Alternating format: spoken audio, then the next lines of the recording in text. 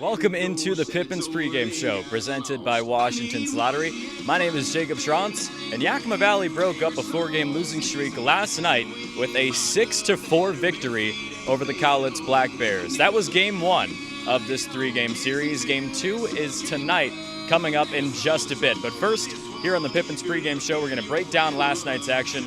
We'll have an interview from the players of the game and also give you your starting lineups for game 2 tonight. Last night, though, it was a very strong offensive performance for Yakima Valley that was compounded by some great pitching on the mound as well. Ethan Salscheider and Carson Judd combined for 10 punch-outs and only 4 runs allowed in the 6-4 victory.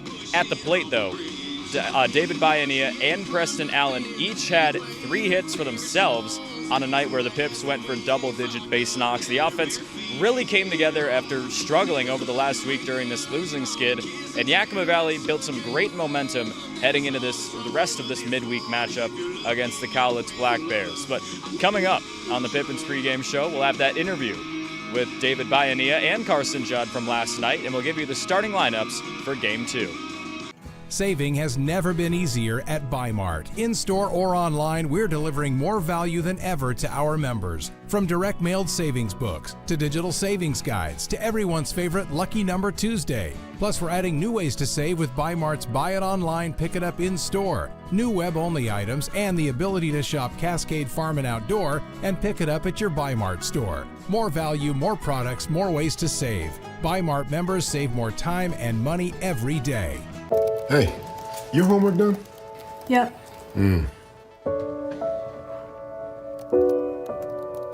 Hey, is your homework done? This kinda is homework.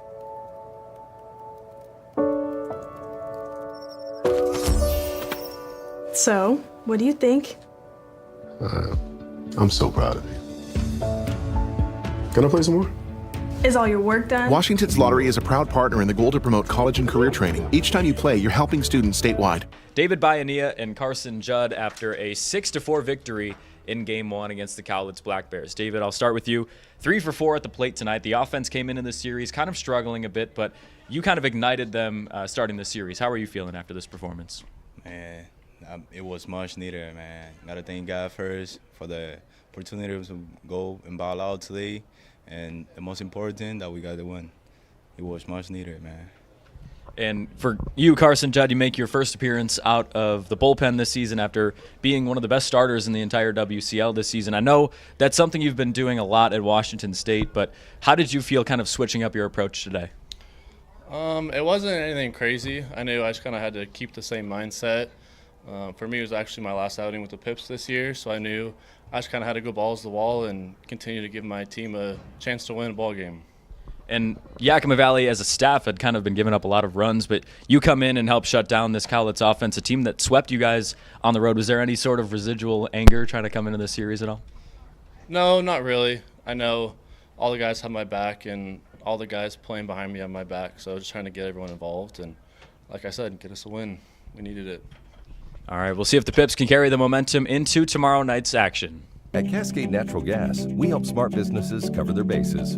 Old, new, and in between. No matter the age of your building, they all benefit from energy-efficient choices. Cascade Natural Gas offers a long list of incentives for energy-efficient upgrades. Upgrades that save your business money every day. Become one of the many Cascade business owners benefiting from the quality, comfort, and savings of energy-efficient upgrades. Join Team Energy Efficiency and take advantage of rebates from Cascade Natural Gas. Who knew it was so difficult to find the right bank? I know. It's so confusing. And checking out your banking options? Oh, sounds overwhelming. It's a cloud of uncertainty. Enough! With Banner Bank, it's easy to manage your finances, and help is here when you need it. Be gone, Cloud! Oh! Wait! Ah! Built for action, built for banking. Banner Bank. Welcome back to the Pippins pregame show, presented by Washington's Lottery. And now it's time for your Game 2 starters, presented by Banner Bank. Leading off will be Toussaint Bythewood out in center field, followed by Adrian Hinojosa and Preston Allen. 4, 5, and 6 will be Julian Angulo, Reese Shorman behind the plate, and Dom Longo making his first start as a Pippin this summer. 7, 8, and 9, Owen Egan also making his debut, to be followed by Caden Kirschenbaum and David Bayanea. Colton Lefebvre will be your starting pitcher tonight for Yakima Valley, making his 5th start of the season, and he's trying to bring the momentum from his last appearance on the mound when he went for a personal best on the season in innings pitched and strikeouts. Went 5 innings, punched out 5 batters, and we'll see if he can keep that momentum rolling tonight in Game 2 against the Cowlitz Black Bears, and maybe the Pips will find a way to take the series in just 2 games. Still a 3rd game to be played on the 4th of July, but we'll see if it's a rubber match or not after tonight's game. But that's going to do it on the Pippins pregame show. First pitch from the Orchard coming up in just a moment.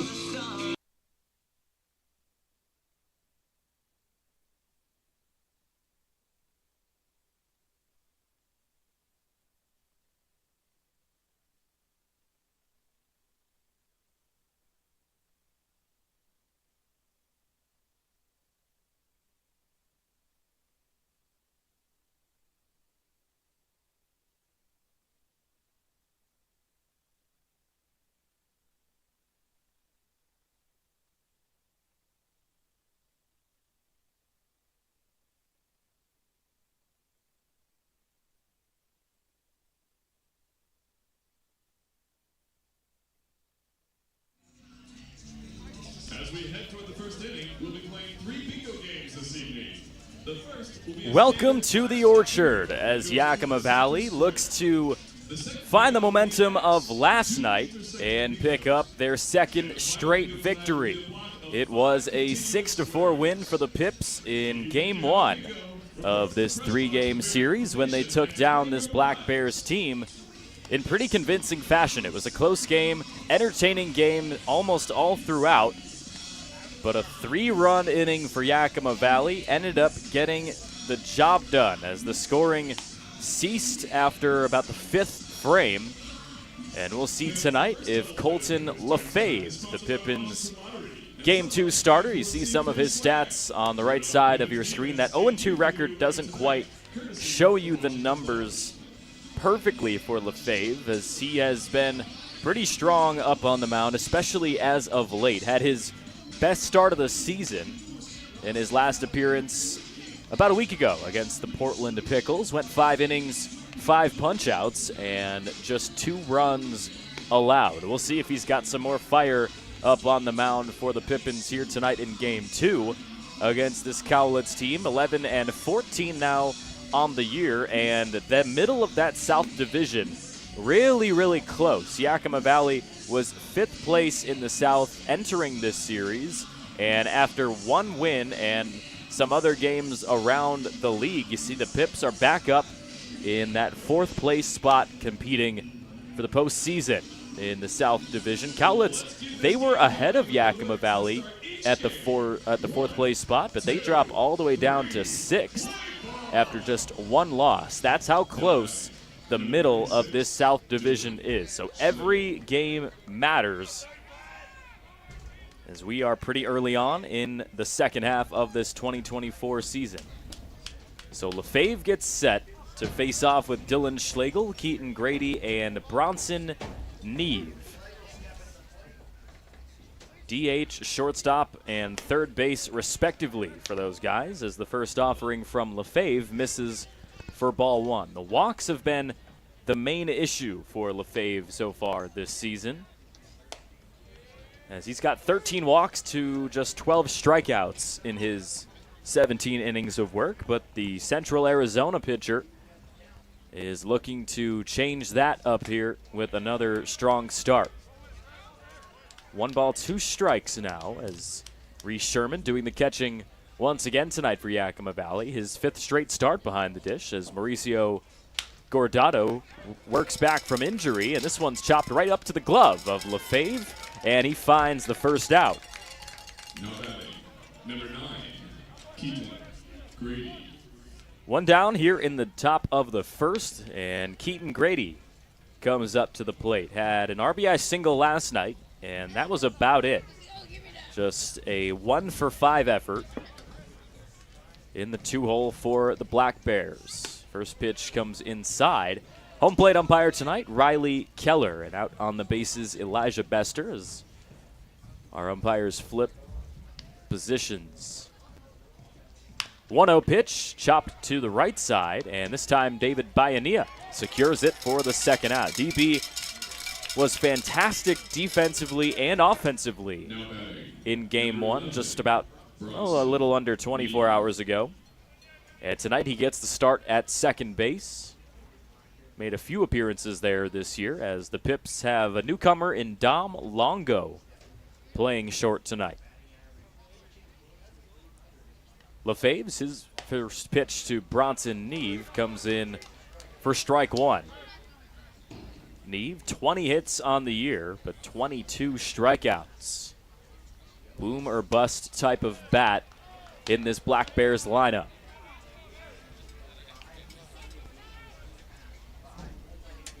One ball, one strike. LaFave's pitch gets popped up backside and out of play. And last night in the 6-4 win, that was the lowest run total allowed in the season series between Yakima Valley and Cowlitz, as the Pips got a much-needed victory, breaking up a 4-game losing streak. As in the first 3 games, Cowlitz had scored 5 or more runs in each of those 3 games when they swept the Pippins in their home stadium. 1-2 pitch, skied to deep right center, and this time it's Bythewood calling off Hinojosa to make the catch. Solid start to this outing from Colton LaFave as he finds 3 up, 3 down, and we head to the bottom of the first. No hits, no runs, no errors here at the Orchard. What do you want? It's just not that easy. What do you want? Seafood? Mediterranean? What do you want? Hey guys, what about West Side Pizza? I love West Side Pizza. I love West Side. I love West Side. Yeah, the Hawaiian's great. Let's do pizza. West Side Pizza? Yeah. Problem solved. Gross. West Side Pizza, saving relationships since 1996. Come experience a truly unique all-American country music sensation as Runaway June takes the event center stage at Legends Casino Hotel on Saturday, August 3rd. It doesn't get any more country than this, with lead singer Stevie Woodward, Natalie Stovall, and Jennifer Wayne, the granddaughter of movie star icon John Wayne. Tickets to see this dynamic trio start at just $20 and can be purchased at Ticketmaster.com or the Legends gift shop. Don't miss a chance to see Runaway June. Legends Casino Hotel, Saturday, August 3rd. Get your tickets now.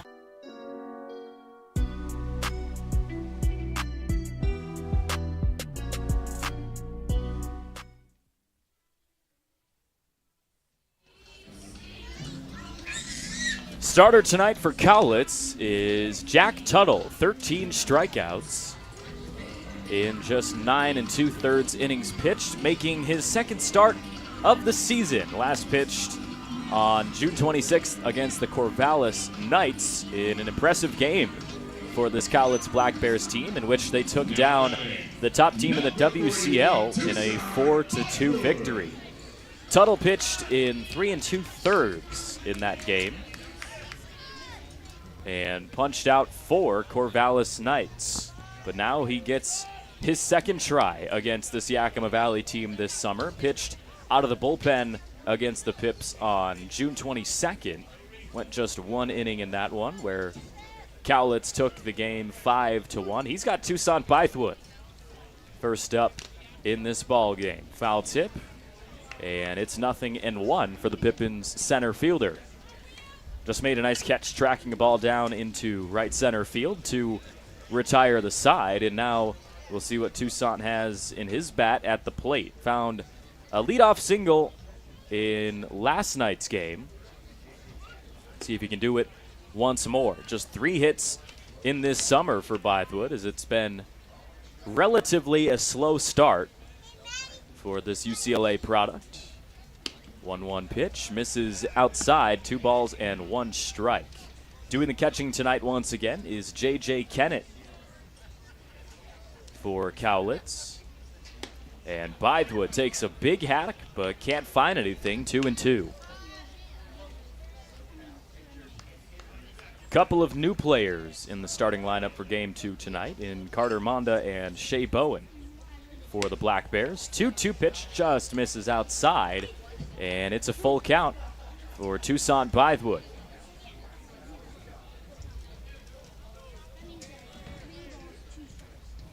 Payoff pitch from Tuttle. He got Bythewood swinging for the first strikeout of the ball game. Now batting, number 1, Adrian Hinojosa. Pippins struck out just 4 times in Game 1, and already Jack Tuttle finding a punch out. There's the starting lineup as Adrian Hinojosa hitting in the 2-hole tonight. No Casey Wayne in the starting lineup as he's got the night off. So Hinojosa playing right field tonight. In there for the first time. Tuttle's 1-0, gets hit on a line right to third, and Bronson Neve was sitting there for it. Now batting, number 22, Christian Allen. That ball was absolutely smoked to third base. 105 off the bat from Adrian Hinojosa, but Neve was luckily directly in the line of that baseball. So Preston Allen comes to the plate. 3 hits in Game 1, and he's got 35 hits on the season, back up over a 300 in batting average. As he hacks this pitch, fouled off, 1-1. Allen definitely one of the favorites among the position players to get some all-star votes and find himself playing at the Bellingham Stadium in just a couple of weeks as the WCL All-Star Game returns here this summer.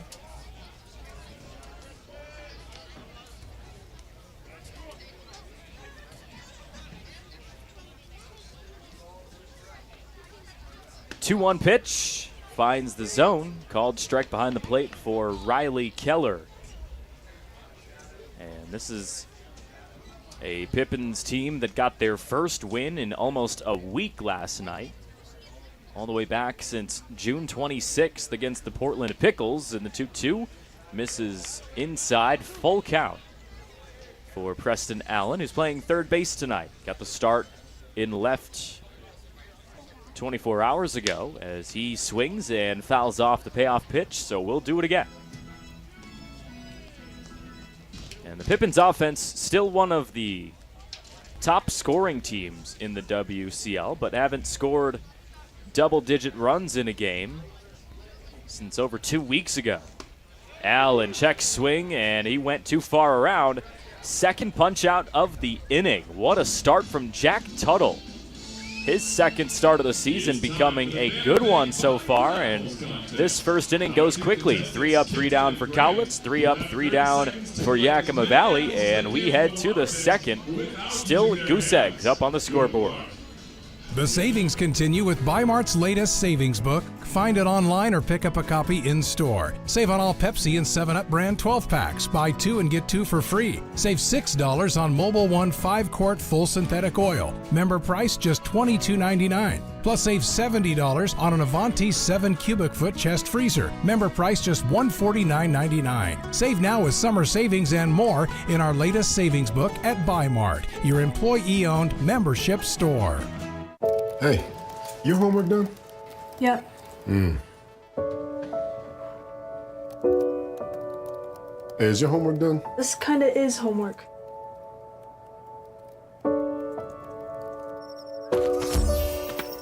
So, what do you think? I'm so proud of you.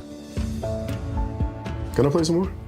Is all your work done? Washington's Lottery is a proud partner in the goal to promote college and career training. Each time you play, you're helping students statewide. Are you struggling to figure out the best career path or ready for a change? As a 2-time School of Excellence Award winner, Perry Technical Institute offers 14 programs ranging from 5 weeks to 2 years, with 2 AAS degree programs and night course options available. Schedule your tour today and explore all that Perry Tech has to offer. Let the financial aid, careers services, and enrollment teams help put you on the path to your dream career. Find your future now at perrytech.edu or by calling 509-453-0374.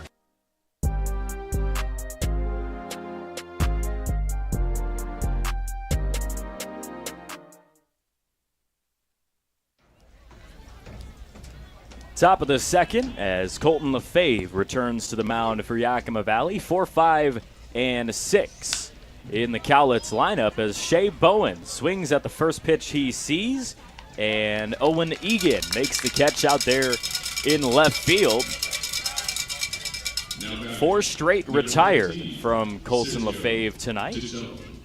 No hits in this ball game quite yet. Sergio DiCello coming up to the plate to face off with Lefebvre for the first time in this series. 17 hits for DiCello, double-digit RBIs as well. A lot of production in 2024 for him, playing second base tonight. Lefebvre's 1-0.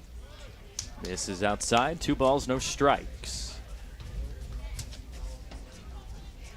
DiCello heading to Purdue University this upcoming season. 2-0 pitch. Misses as well. 3 balls, no strikes. So Lefebvre in danger of giving up the first base runner of the ball game right now. Here's the 3-0. Finds it that time. DiCello spent a couple of seasons with Charleston Southern. Played in 17 games in 2 years, and now he ropes one to right field and down for a base hit. Good contact from DiCello as he runs to second, sliding in for a double. 98 miles an hour off the bat of Sergio DiCello, and the first base runner comes off a pretty well-hit baseball to right field, and it is the 3rd double of the season for DiCello. So the power starting to show for this Cowlitz team, and now we'll see what Carter Monda has in store. Monda's first appearance in this series, and Colton Lefebvre working with a base runner in scoring position. First offering. Misses up, and no, they'll call it a strike. Kind of a late motion, as we saw a bit last night as well.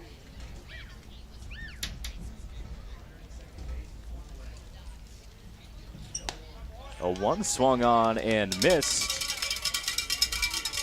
Monda pretty quiet so far this year, just 5 hits and a 200 batting average.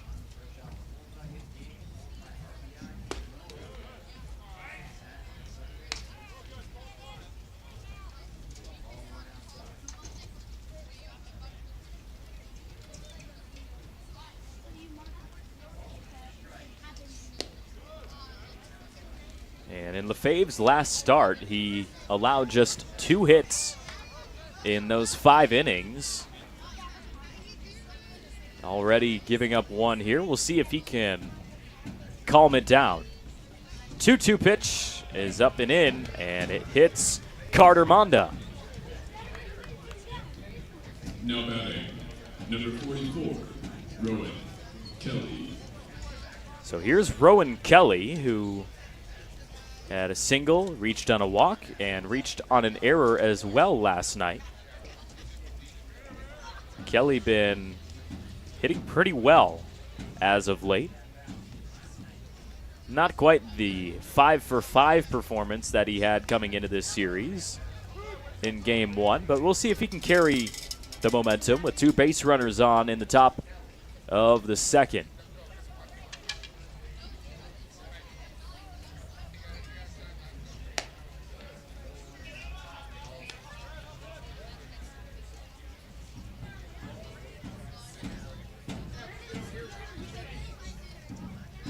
See number 30 at the bottom of your screen. That's Dom Longo, the new shortstop for the Pippins tonight. You'll see him in the bottom of this inning, coming up to the plate 3rd. Longo from Spokane Falls Community College, and this pitch from Lefebvre is down and in, ball 2. 2 balls and 2 strikes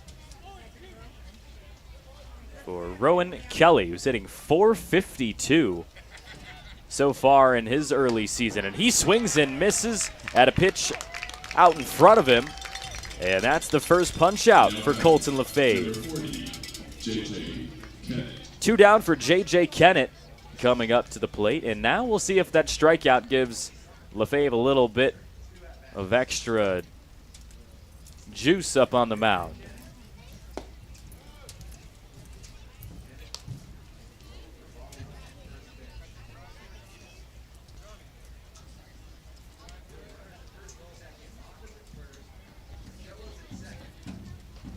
The 1-0 is hacked to the left side, but out of play. 1 ball and 1 strike. Kennett from Dallas Baptist University, but hit just .056 in his 18 at-bats. That's 1 hit and 18 tries. Throw back to second, gets into center field. And now the throw to third will not be in time from Bythewood. And the first error of the ball game comes defensively to advance 2 base runners as DiCello scampers to third, and Carter Monda is in there safe at second. And all of a sudden, even though it's 0-0, J.J. Kennett with a pretty good opportunity to give Cowlitz the early lead in this ball game. Just 2 RBIs on the season, but maybe this is the one where Kennett ignites his offense. 2 guys hitting 8 and 9 in the starting lineup for Cowlitz, hitting under 200 on the season.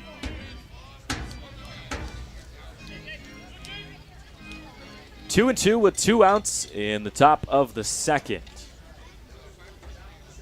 Kennett trying to bring Will Anderson to the plate as he rolls one to short. Longo backhands it, throws it a little bit wide, but Angulo is able to make the tag.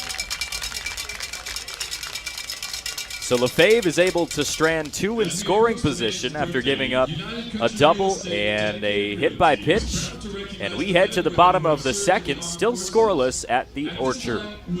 Are you struggling to figure out the best career path or ready for a change? As a 2-time School of Excellence award winner, Perry Technical Institute offers 14 programs ranging from 5 weeks to 2 years, with 2 AAS degree programs and night course options available. Schedule your tour today and explore all that Perry Tech has to offer. Let the financial aid, careers services, and enrollment teams help put you on the path to your dream career. Find your future now at perrytech.edu or by calling 509-453-0374. We've upped the stakes in our summer-long winning Gone Wild drawings at Legends Casino Hotel, with over $80,000 in cash and a 2024 Jeep Gladiator up for grabs. Break free from your backyard weeds and head to Legends Casino Hotel every Thursday in July. Use your Legends Rewards card to pile up entries, and you could be exploring the wilderness in a new Jeep Gladiator on July 25th. When your winning nature calls, go to Legends Casino Hotel in Toppenish.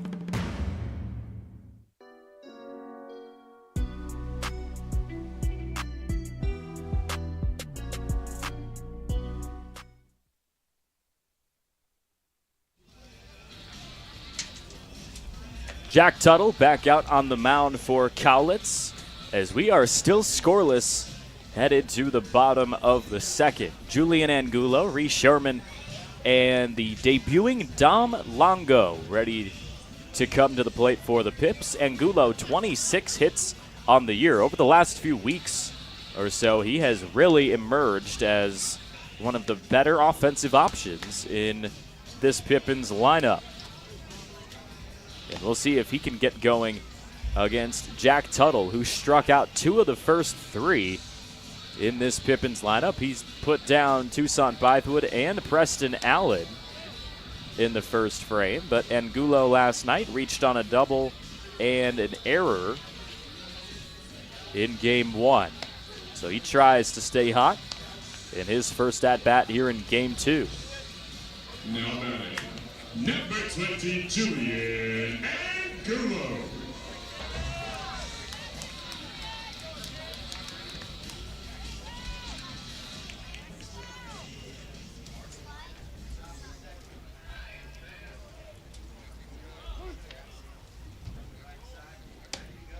First pitch from Tuttle misses for ball 1.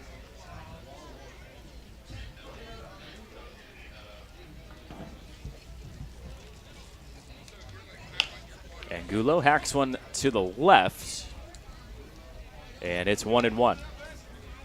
This Cowlitz offense scored 11 runs in their final game of the Springfield series coming into this midweek matchup with Yakima Valley, but outside of that, it's kind of been a struggle offensively at the plate. Game 1 of that series, they scored 1. Game 2, they scored 0, and just 4 runs last night as Angulo fits one through the gap to left, and there's the first hit of this ball game for Yakima Valley. Angulo starts 1 for 1 with a single to lead off in the second inning. Reese Sherman hitting .303 on the year, 23 hits.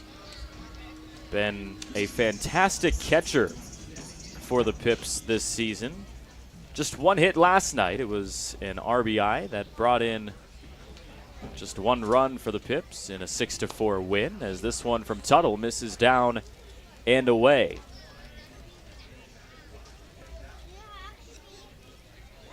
Tuttle, in the 5 games he's pitched this year, Cowlitz has won 3 of them. So he's contributed to quite a bit of winning so far. Spent 3 seasons at Northern Colorado, and 2024 was kind of his main season. He's made 23 appearances after making 25 of them combined in his first 2 collegiate years. The 1-1 is hacked foul to the backside. 1 ball and 2 strikes.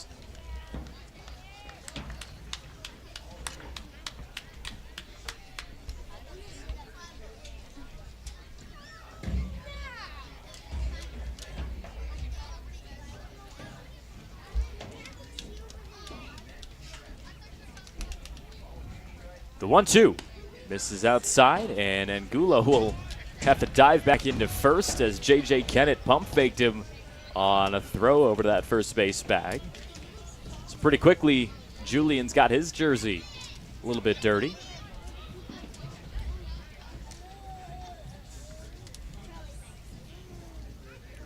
Here's the 2-2. And Sherman looks at it outside. Full count for the 5-hole hitter and Reese Sherman. No outs so far as he tries to bring Dom Longo to the plate. Still with no outs up on that scoreboard.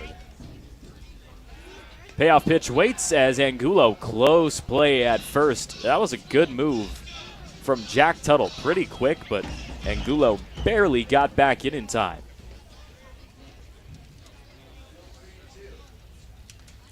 Now we'll see what Tuttle has to offer in this payoff pitch. Here it comes, and Sherman stays alive with 1 more foul ball.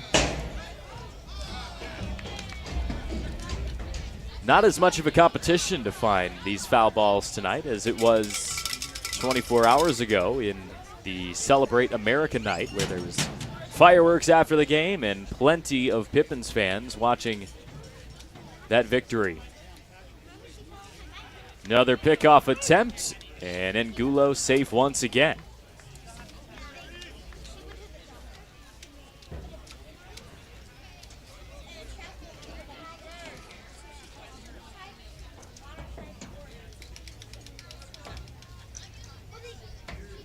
The 3-2, Sherman puts it in the sky, middle of the infield, and Keaton Grady is able to squeeze it for the first out.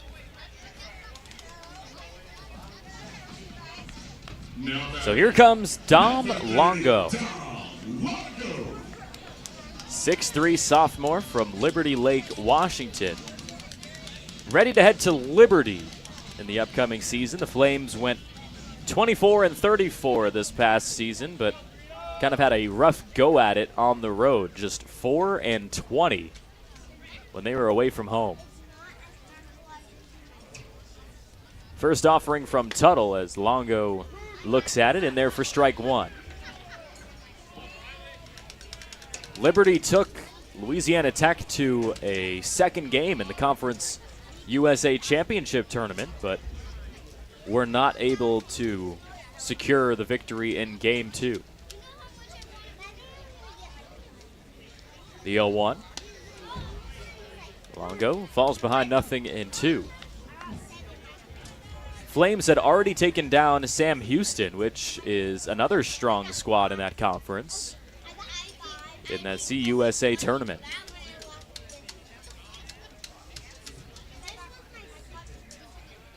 Another pickoff, Angulo really getting pressured over there at that first base bag. Still have not been able to put him away. So Longo awaits the 0-2 pitch. Had 38 hits this past year for Spokane Falls. And he gets fanned right there, swinging at an outside pitch. Third punch out of the game for Jack Tuttle. And there's 2 down in the bottom of the second. Number 15, Owen Egan. And here's another Pippins debut as the left fielder Owen Egan comes up to the plate. Pitched in 8 games last summer for Yakima Valley, but also made 64 plate appearances. First pitch to him goes outside. Another throw down to first. And once again, Angulo is back in time. Owen Egan was one of the top outfielders out of the state of California, was ranked number 6 out of California on signing day. He's been a strong baseball player since he was really young as well.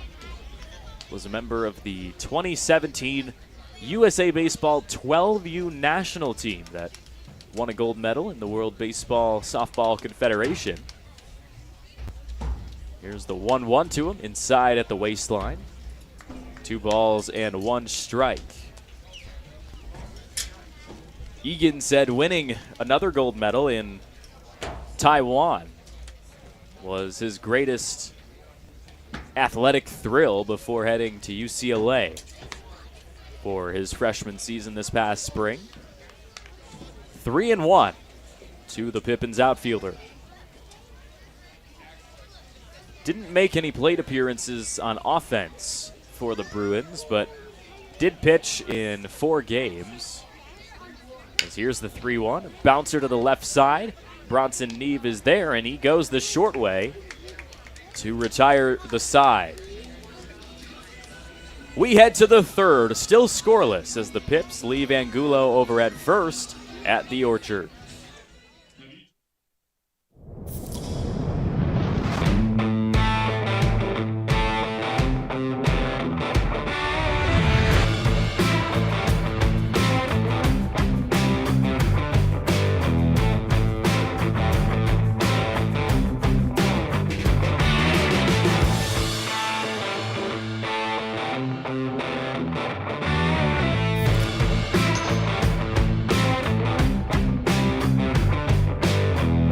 At Cascade Natural Gas, we help smart businesses cover their bases. Old, new, and in between. No matter the age of your building, they all benefit from energy-efficient choices. Cascade Natural Gas offers a long list of incentives for energy-efficient upgrades. Upgrades that save your business money every day. Become one of the many Cascade business owners benefiting from the quality, comfort, and savings of energy-efficient upgrades. Join Team Energy Efficiency and take advantage of rebates from Cascade Natural Gas.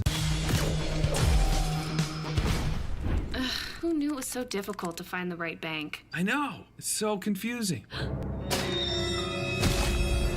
Checking out your banking options? Oh, sounds overwhelming. It's a cloud of uncertainty. Enough! With Banner Bank, it's easy to manage your finances, and help is here when you need it. Be gone, Cloud! Oh! Wait! Ah! Built for action, built for banking. Banner Bank.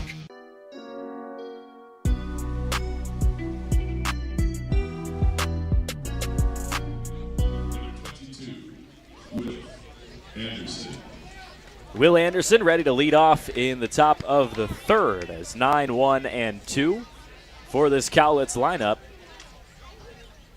trying to untie this scoreless ball game. Anderson from Gilroy, California.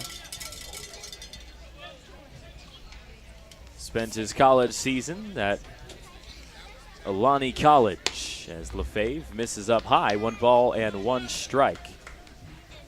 10 hits on the year for Anderson.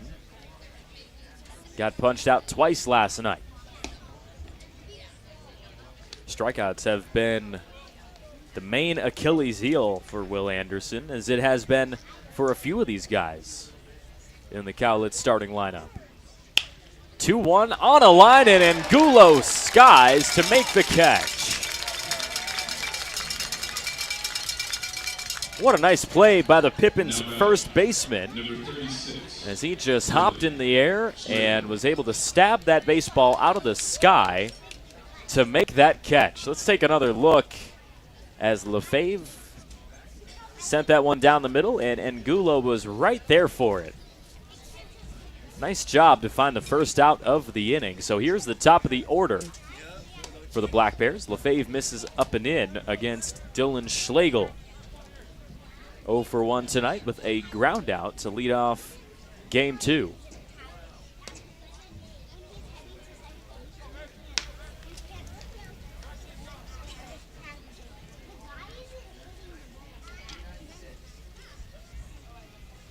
The 2-0 pitch from Lefebvre, swung on and missed, kind of out in front of that one.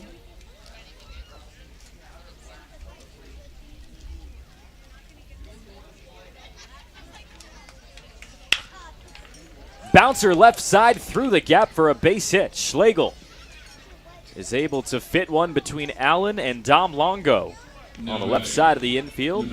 And that's the second hit tonight for Cowlitz. So Keaton Grady comes to the plate, just 1 out in the top of this 3rd inning. Pippins won game 1 last night. And so Cowlitz needs to pick up a victory tonight in order to stay alive in this 3-game series. First pitch comes inside for a strike to Keaton Grady, who grounded out in his lone at-bat tonight. Lefebvre, no doubt, trying to find another ground ball that the Pips could turn for a double play, one of the strong suits defensively for this Yakima Valley team. First, he goes over to the pickoff, not quite in time to put away Schlegel.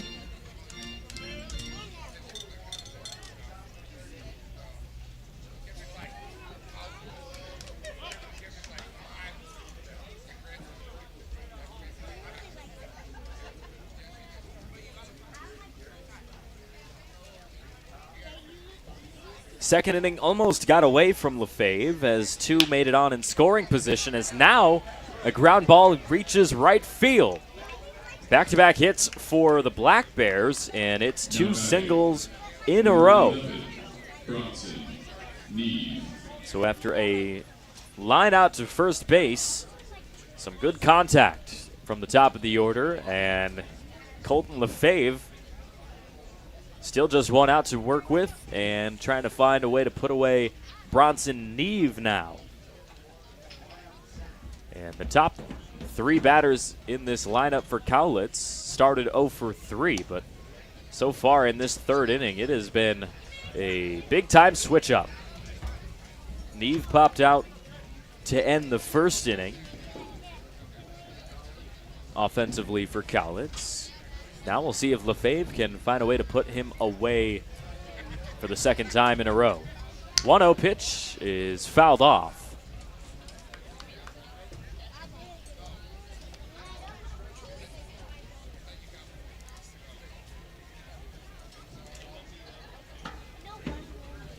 Neve from Melbourne, Australia. He's been a part of the Australian U18 team at the 2022 World Cup. Took place in Florida. Here's the 1-1. Neve skies it into the beautiful blue sky this evening at the Orchard, and Bythewood loses his lid but makes the catch for the 2nd out. Now batting, number 37. Back-to-back pop-outs for Bronson Neve. So with 2 down, Shea Bowen returns to the batter's box. spent time at a few schools so far in his career. The senior from Tumwater, Washington, Lubbock Christian, Shasta College, and Umpqua Community College as well. Definitely an experienced player.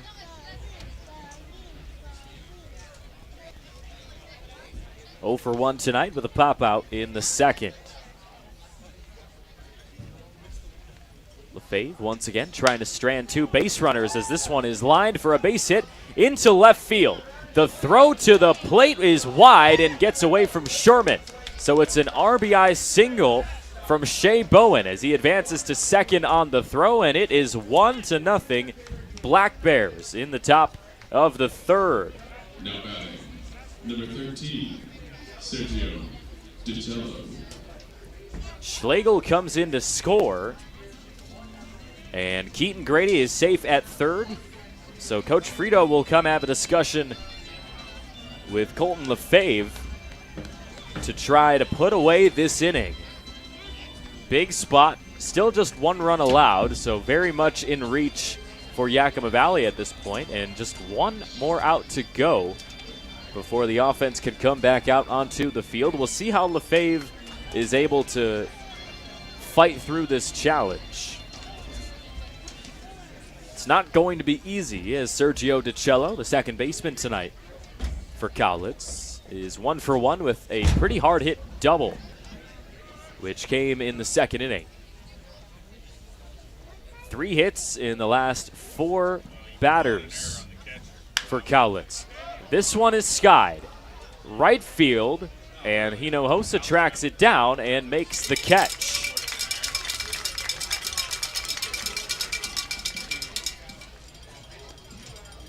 So an RBI single from Shea Bowen makes it 1-0 Cowlitz. We'll see if the Pippins offense can come together and maybe tie this game up in the bottom of the third. What do you want? It's just not that easy. What do you want? Seafood? Mediterranean? What do you want? Hey guys, what about West Side Pizza? I love West Side Pizza. I love West Side. I love West Side. Yeah, the Hawaiian's great. What's your pizza? West Side Pizza? Yeah. Problem solved. Gross. West Side Pizza, saving relationships since 1996. Come experience a truly unique all-American country music sensation as Runaway June takes the event center stage at Legends Casino Hotel on Saturday, August 3rd. It doesn't get any more country than this, with lead singer Stevie Woodward, Natalie Stovall, and Jennifer Wayne, the granddaughter of movie star icon John Wayne. Tickets to see this dynamic trio start at just $20 and can be purchased at Ticketmaster.com or the Legends gift shop. Don't miss a chance to see Runaway June. Legends Casino Hotel, Saturday, August 3rd. Get your tickets now.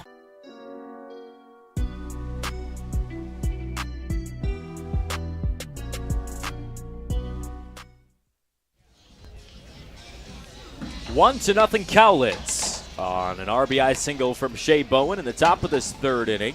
Now we'll see what the Pippins offense can do in response.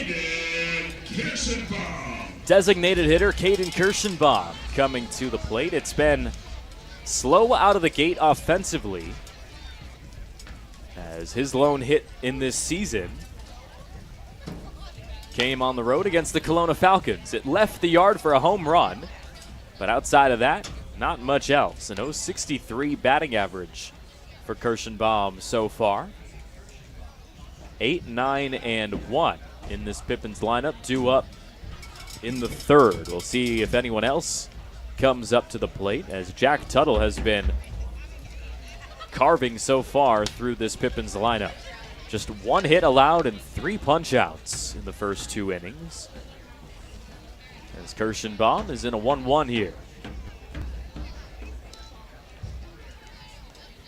Kirschenbaum, the 6-foot senior from Montana State University Billings, began his career at Skagit Valley College. Teammates with Zach Blazak, who has yet to return from a bit of an ankle injury from what we can tell. Kirschenbaum draws a leadoff walk in the third, and just the second base runner tonight for Yakima Valley. Now batting, number 13, David Bayanilla. So here's David Bayanilla, still in the 9-hole in this Yakima Valley lineup, but 3 for 4 last night, all of them singles. And that was his third game of the season with 3 hits. We'll see if he can stay hot and cause some more issues for the Cowlitz pitching staff. First one comes in for a strike as Bayanilla with 18 hits now on the year.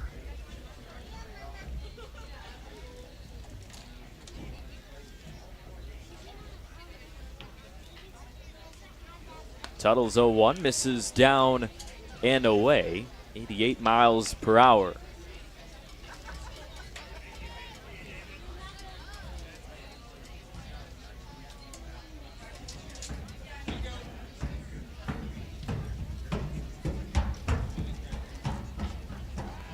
Another pickoff. Tuttle continues to go back to first, and once again, the Pips are back in time. It was Julian Angulo who had to dive back in 4 or 5 times in the second inning, and now looks like Caden Kirschenbaum will get challenged a few times. 1-1 to Bayanilla. Can't quite get framed well enough from Kennett to bring it back in for a strike, so it's 2-1. Toussaint Bythewood and the rest of the top of the order for Yakima Valley due up next. Bayanilla hacks it foul, maybe into his foot.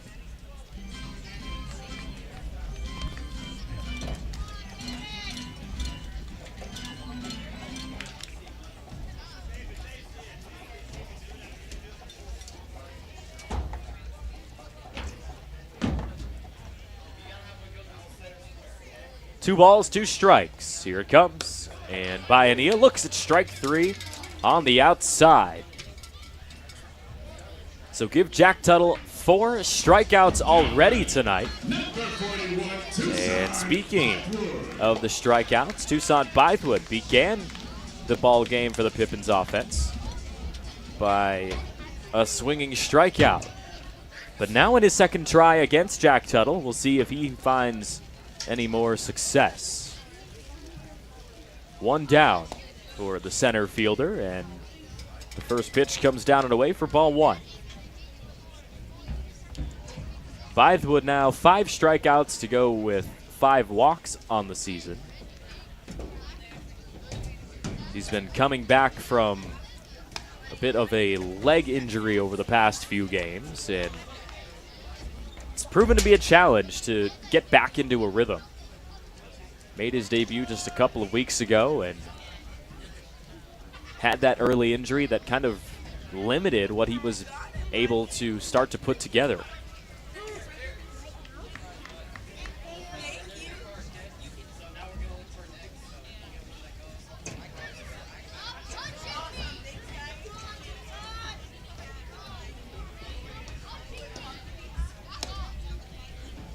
Two-one misses, 3 balls and 1 strike.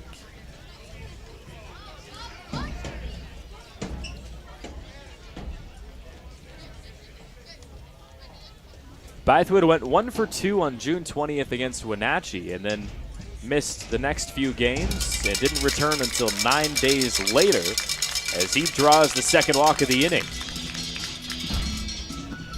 Now batting, number 1, Adrian. So Kirschenbaum advances to second, and Adrian Hinojosa comes to the plate. Just 1 down in the bottom of the third, and now a conversation to be had up on the mound with Jack Tuttle. Tuttle's longest outing of the season came in his last appearance where he went 3 2/3 against the Corvallis Knights. Outside of that, he's been mainly a 1 or 2 inning type of guy so far this season, but gets the nod to be the starter in game 2. And he is trying to finish up 3 straight scoreless frames and keep Cowlitz out in front 1-0. He's got Adrian Hinojosa to deal with right now, who hit a line drive directly to third that was over 100 miles an hour off the bat. He got all of that pitch in the first inning from Tuttle, but just unluckily for him, he sent it right to that left hand of Bronson Neve at third base.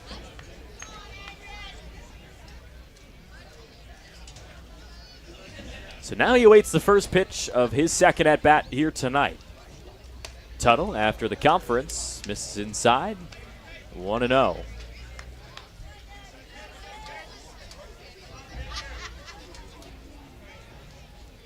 Walks haven't been too much of an issue for Tuttle so far this season. A 13-4 strikeout to walk ratio coming into tonight. And already 4 punch-outs in this game.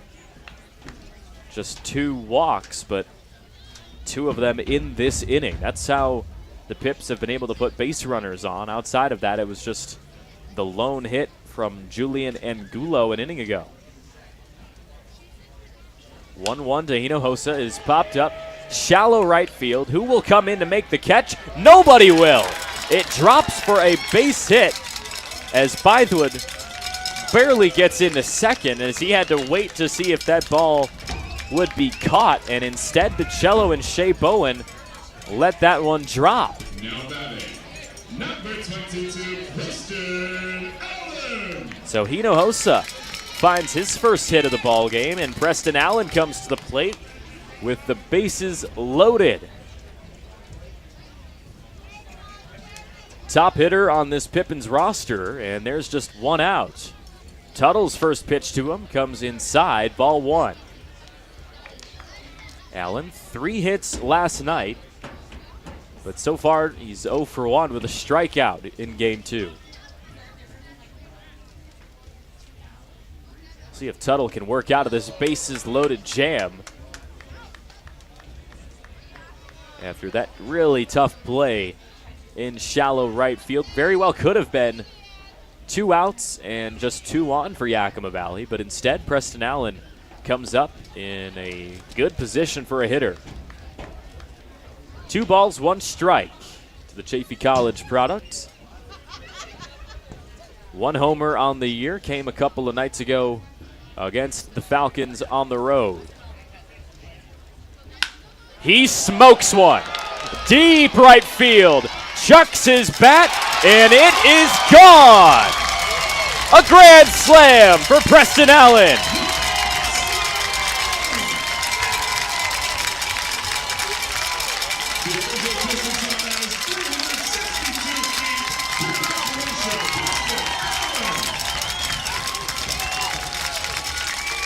.362 feet over the right field fence. Let's take another look.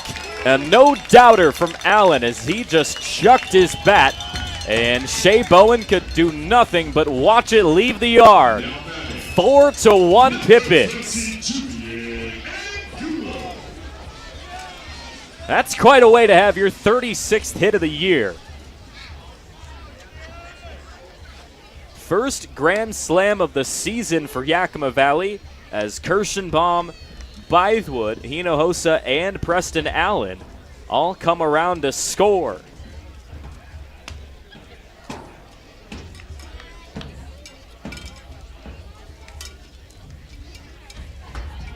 As for Yakima Valley, this one rolled over to short, and a tough time picking it up from Keaton Grady. Another error on the infield. That's the first of the ball game for Cowlitz, and Angulo reaches on an error for the second game in a row. So the Pippins tie for second in the entire WCL with the Bellingham Bells after that grand slam from Preston Allen. That's the 10th homer of the 2024 campaign. Reese Sherman looks at ball 1, and it's got to be tough for Jack Tuttle mentally to work past that big swing of the bat from Preston Allen just a few minutes ago. huge cut from Sherman. Couldn't find anything. Still just one out in this third inning.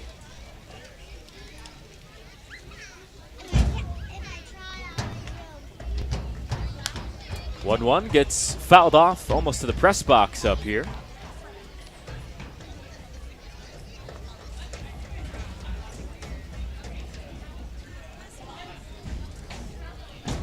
One ball, 2 strikes for the Pippins catcher.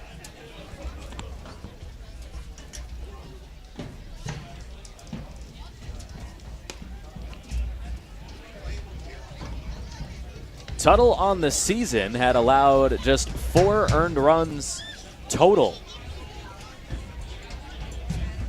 But after that grand slam from Allen, he gives up 4 runs in just this third inning alone. Sherman fouls another one off to stay alive, 2-2.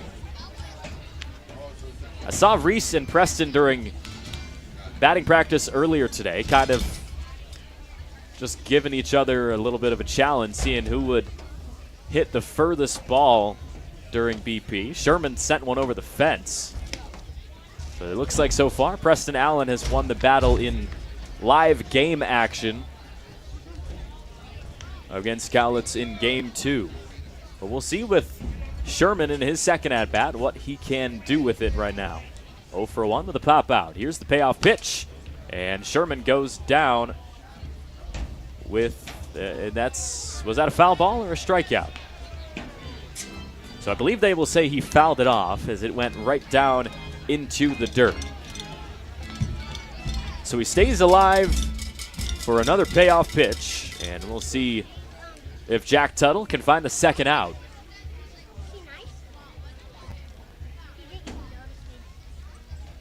The 3-2.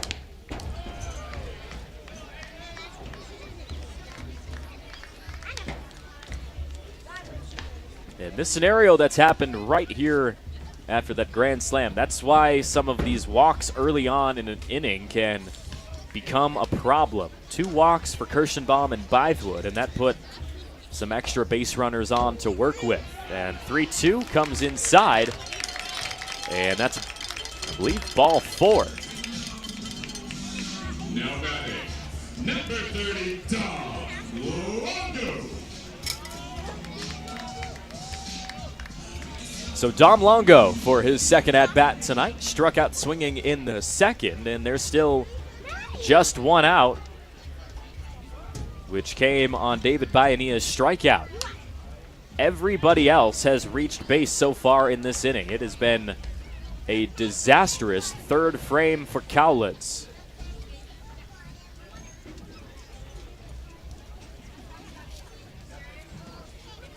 The 0-1 to Longo is hacked to the right side, and gloving it is Will Anderson to make the second out. Both runners advance as Angulo comes to third, and Sherman is safe at second. So Owen Egan, who's 0 for 1 tonight with a ground out, comes back up to the plate with 2 down, bottom of the third. Pips lead 4-1 after a grand slam earlier this inning from Preston Allen.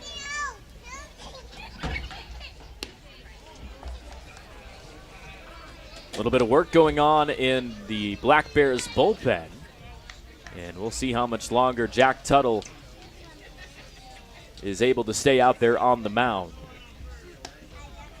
1-0 pitch, misses inside. 2 balls and no strikes to Owen Egan. 17 hits last year for the Yakima Valley Pippins.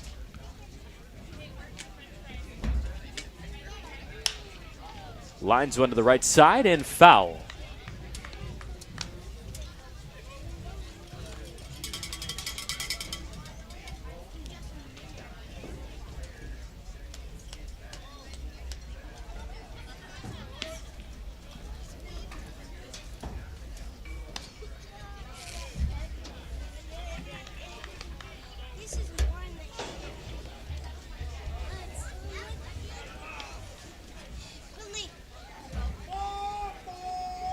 Three and 1 for Owen Egan. Here it comes. And he fouls it off. over to the parking lot to the backside, and it's a full count. Tuttle desperately just trying to put this inning away and bring the Cowlitz offense back up, down already 4-1.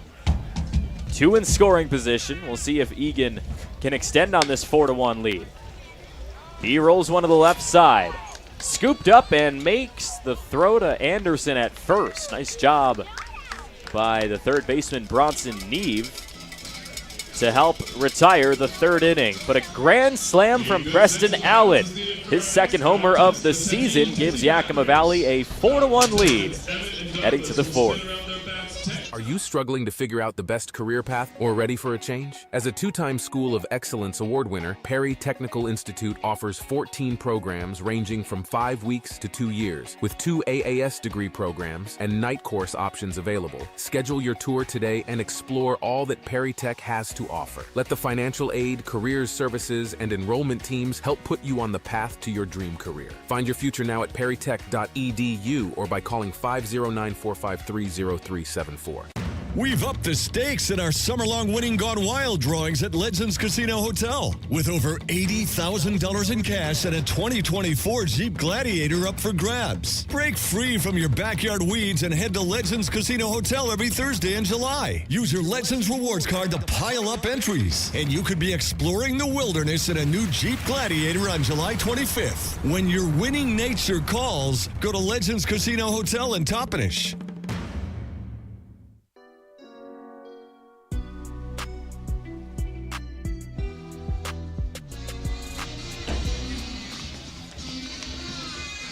Game 2 of this 3-game series between Yakima Valley and the Cowlitz Black Bears, heading into 4th of July tomorrow night. Pips out in front 4-1 after a grand slam from Preston Allen. And now they come back out on defense to start the top of the 4th. There's Preston Allen, ready to give his pitcher Colton Lefebvre a fist bump as Lefebvre gets set for 6, 7, and 8 in this Black Bears lineup. Carter Monda ready to lead off the top of the 4th. Lefebvre's first offering misses for ball 1.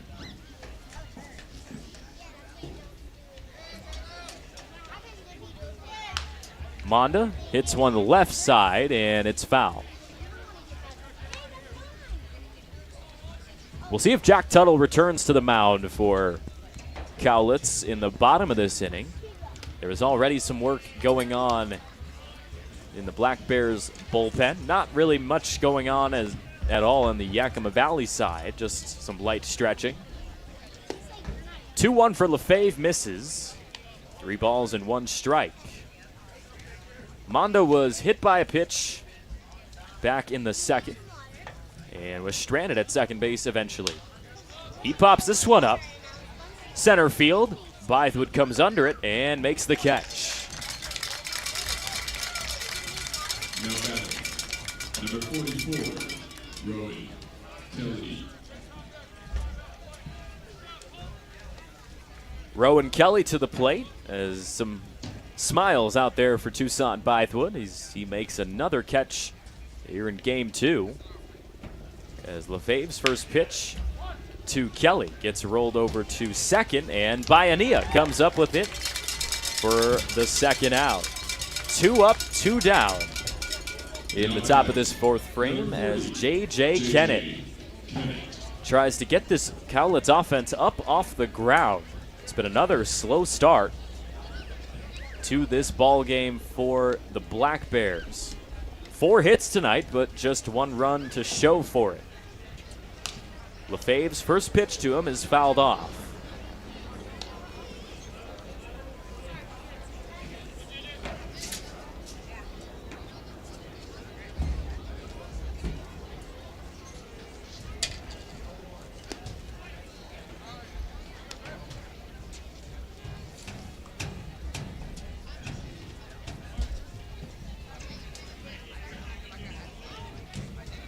One is popped up. It looks like it'll be playable. Angulo chases it down and makes the catch. 3 up, 3 down in the top of the 4th as Monda, Kelly, and Kennett go down with 2 pop-outs and a ground out. No hits, no runs, no errors for Yakima Valley. And we head to the bottom of the 4th, still 4-1, Pips out in front. Are you struggling to figure out the best career path or ready for a change? As a 2-time School of Excellence Award winner, Perry Technical Institute offers 14 programs ranging from 5 weeks to 2 years, with 2 AAS degree programs and night course options available. Schedule your tour today and explore all that Perry Tech has to offer. Let the financial aid, careers services, and enrollment teams help put you on the path to your dream career. Find your future now at perrytech.edu or by calling 509-453-0374. We've upped the stakes in our summer-long winning Gone Wild drawings at Legends Casino Hotel with over $80,000 in cash and a 2024 Jeep Gladiator up for grabs. Break free from your backyard weeds and head to Legends Casino Hotel every Thursday in July. Use your Legends Rewards card to pile up entries, and you could be exploring the wilderness in a new Jeep Gladiator on July 25th. When your winning nature calls, go to Legends Casino Hotel in Toppenish.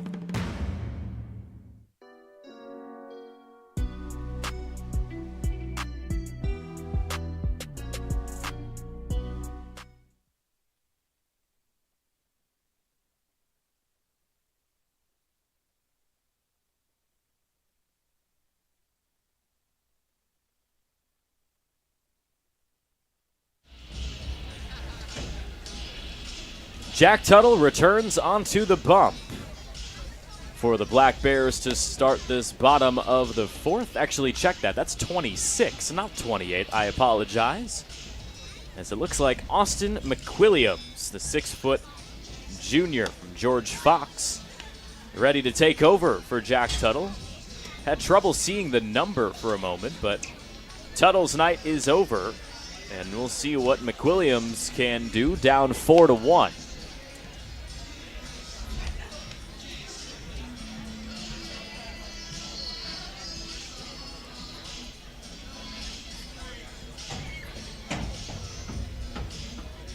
As he will have 8, 9, and 1 in this Pippins lineup to deal with. Caden Kirschenbaum, David Bayania, and then the top of the order with Toussaint Bythewood. Same scenario from an inning ago when Yakima Valley brought all 9 players to the plate. Kirschenbaum reached on a walk in his lone at-bat tonight. And we'll see what Austin McWilliams can do against him. McWilliams making his 6th appearance on the mound this season. Didn't pitch in the 3 games against Yakima Valley a couple weekends ago, but the junior from Castle Rock, Washington, coming in a big spot in Game 2. Needs to keep Yakima Valley quiet to help give this Cowlitz team a chance to make a comeback. But Caden Kirschenbaum in this righty-on-righty matchup looks at a first pitch on the outside for strike 1. 87 miles per hour. McWilliams last pitched on June 28th against the Springfield Drifters. Went just 2 innings out of the bullpen in that one. Low-scoring game and a 5-1 loss for Cowlitz, and he gave up 2 of those 5 to the Drifters in that ball game.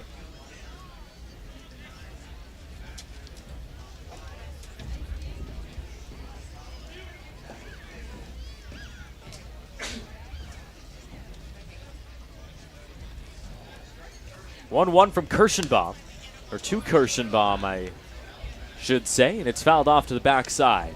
Just 3 hits tonight for Yakima Valley, but those 4 runs come off a grand slam an inning ago from Preston Allen.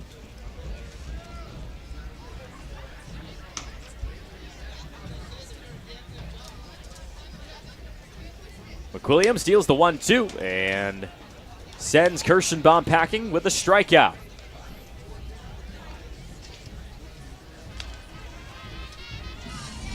We saw 4 of them from Jack Tuttle, and now McWilliams starts this appearance with a punch out of Caden Kirschenbaum.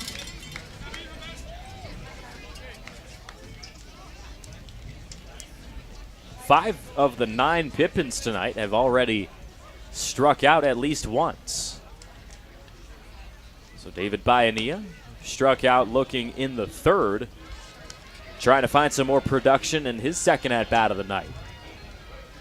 If you missed game 1, he was electric. Made some fantastic plays over at shortstop and found 3 hits out of 4 tries. So far tonight, it's been a little bit different. He's had the defense just as strong. Still looking for that first base knock in game 2. The 1-1 from McWilliams is fouled off.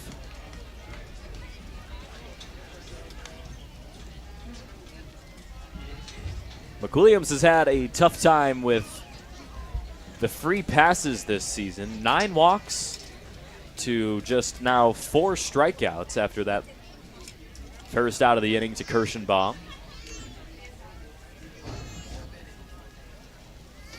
The 1-2.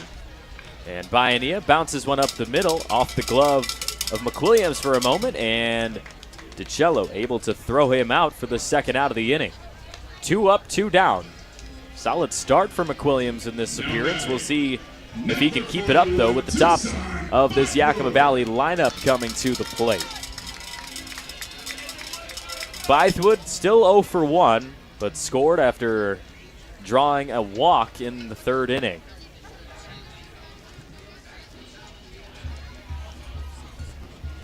McWilliams gets set for the first pitch.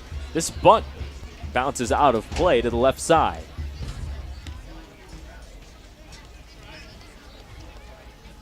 Pippins were working on their bunting all throughout BP this afternoon. Coach Johnny Graham really took the lead in that set of drills.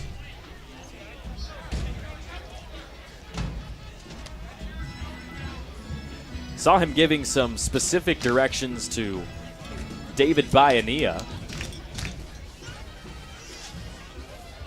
And I've already heard from Adrian Hinojosa earlier this season during one of the post-game shows that J5 has been a crucial part to his success at the plate this season for Yakima Valley. And Bythewood looks at strike 3, called behind the plate by Riley Keller. So give Cowlitz their 6th strikeout of the game. And we head to the 5th, still 4-1. Yakima Valley out in front. Be sure to be here on Friday.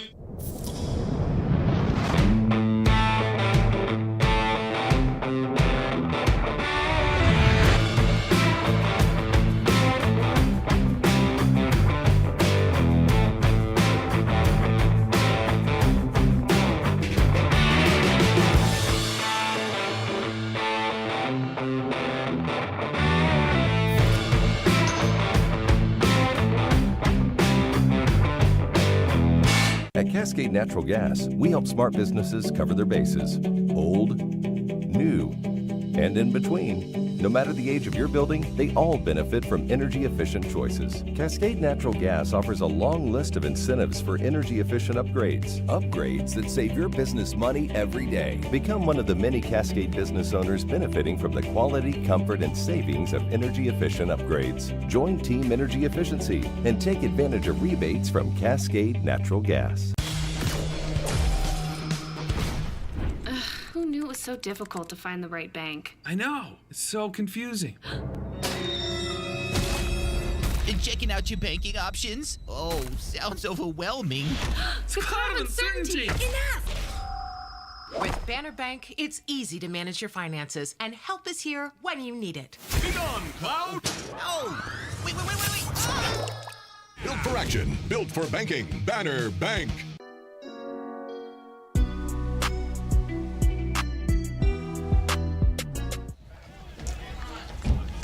So Austin McWilliams keeps Yakima Valley quiet in the bottom of the 4th. And now Colton LaFave back out on the mound to take on Will Anderson. Leading off in this 5th inning. 0 for 1 tonight with A line out to Julian Angulo, who had to jump up and make a catch, and now he lines one to the right side once again, but it's a base hit, as this one gets all the way to Hinojosa in right field. So give Cowlitz another hit so far tonight. Fifth hit of the ball game. So now the top of the order, and Dylan Schlegel ready to go. Third at bat of the night. 1 for 2 with a single in the third, as Cowlitz needs to find some much needed runs to make this 3-run comeback. LaFave's first pitch misses outside, ball 1.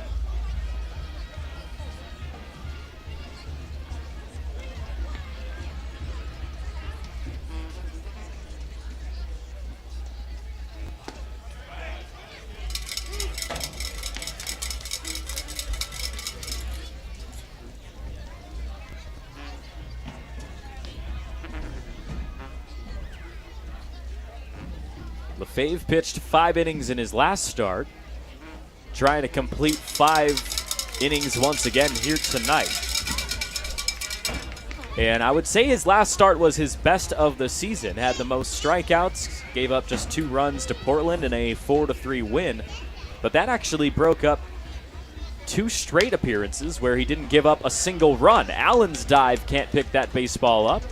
So a single gets through the gap to left field. Dylan Schlegel, he's now 2 for 3 tonight. Strong start to game 2. And Anderson over at second, and there's 2 base runners on for Keaton Grady.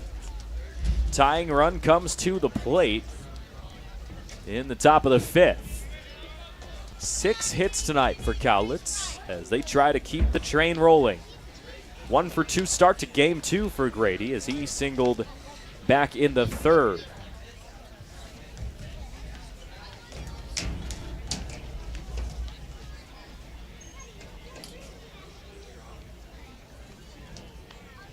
LaFave's 1-0 is hit pretty well. Deep right center field and all the way to the warning track. This will score 1 and maybe 2 for Cowlitz.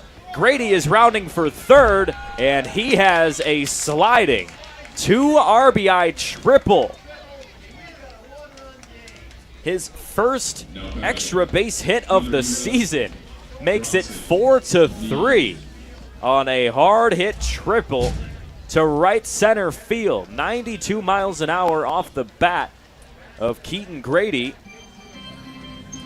And it's been 3 straight hits in this 5th inning. So LaFave and Reese Sherman having a discussion. Some much needed offense for Cowlitz right there, as all of a sudden this game is very interesting. Bronson Neve to the plate now, with Grady just 90 feet away from tying this ball game. He bounces one up the middle, and this will score another run as the throw from Longo's in time to retire Neve. But it's 4-4 as Grady comes in to score. And we have a tie ball game in this 5th inning. Pippins' bullpen becoming a little bit more active now as LaFave tries to find the 2nd and 3rd outs of the inning.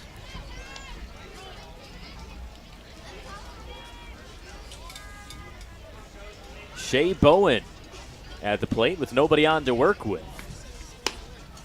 Missing up high, 2-0.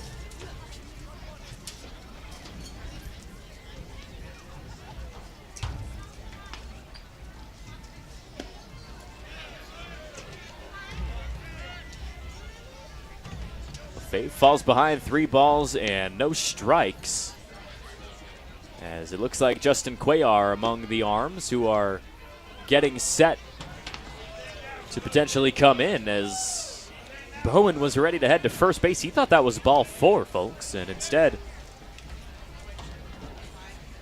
home plate umpire Riley Keller has to bring him back. 3-1, and that time it's called ball 4. Now batting, number 13, Sergio DeCello. Tough 5th inning so far for Colton LaFave. And now we'll see what happens here as another mound visit. Doesn't seem like Lefebvre will come out just yet. But after a walk and 3 hits so far in the 5th, it's not been an ideal situation for Yakima Valley. They came into this inning up 4-1. It's 4-4 now. And we'll see which arm eventually comes into this ball game for the Pippins. Chance for a double play to work out of this top of the 5th as quickly as possible. And we'll see if DiCello puts that result out on the field against Colton Lefebvre. 1 for 2 tonight with a double.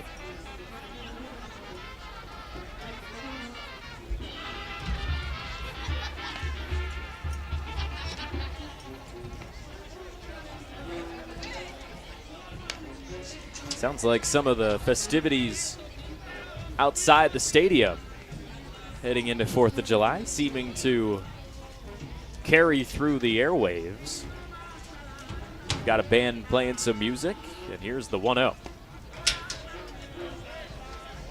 Should be a pretty active day around the ballpark tomorrow night. A 12:05 p.m. start as the Pips will open up 4th of July action in the WCL. And that game will be over by, you imagine, around maybe 3 p.m. And then a lot of the fans in attendance will head not too far away to some of the fun stuff going on next to the Pippins Stadium. This one's popped up.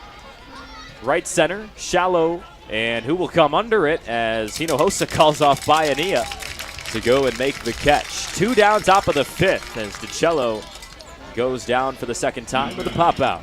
Number 38, Carter Monda. So Carter Monda 0 for 1 with a hit by pitch so far tonight, trying to keep this strong offensive inning alive.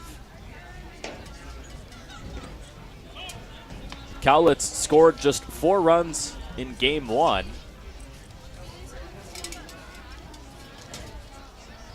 And they didn't score that 4th run until this 5th inning. So similar spot to last night as Monda gets hit once again.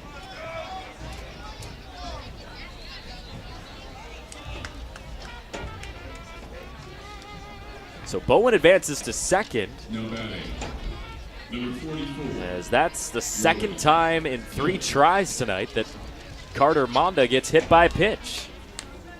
And now that will be it for Colton Lefebvre. So he works through 4 2/3 before Kyle Crustangel comes out to relieve the Pippins starter. As it looks like Justin Cuellar ready to come out and make another appearance out of the bullpen. Another UCLA guy ready to try to close down this 5th inning. We'll tell you his stats after this. What do you want? It's just not that easy. What do you want? Seafood? Mediterranean? What do you want? Hey guys, what about West Side Pizza? I love West Side I Pizza. love West Side. I love West Side. Yeah, the Hawaiian's great. Let's do pizza. West Side Pizza? Yeah. Problem solved. Gross. West Side Pizza, saving relationships since 1996. Come experience a truly unique all-American country music sensation as Runaway June takes the event center stage at Legends Casino Hotel on Saturday, August 3rd. It doesn't get any more country than this with lead singer Stevie Woodward, Natalie Stovall, and Jennifer Wayne, the granddaughter of movie star icon John Wayne. Tickets to see this dynamic trio start at just $20 and can be purchased at Ticketmaster.com or the Legends gift shop. Don't miss a chance to see Runaway June. Legends Casino Hotel, Saturday, August 3rd. Get your tickets now.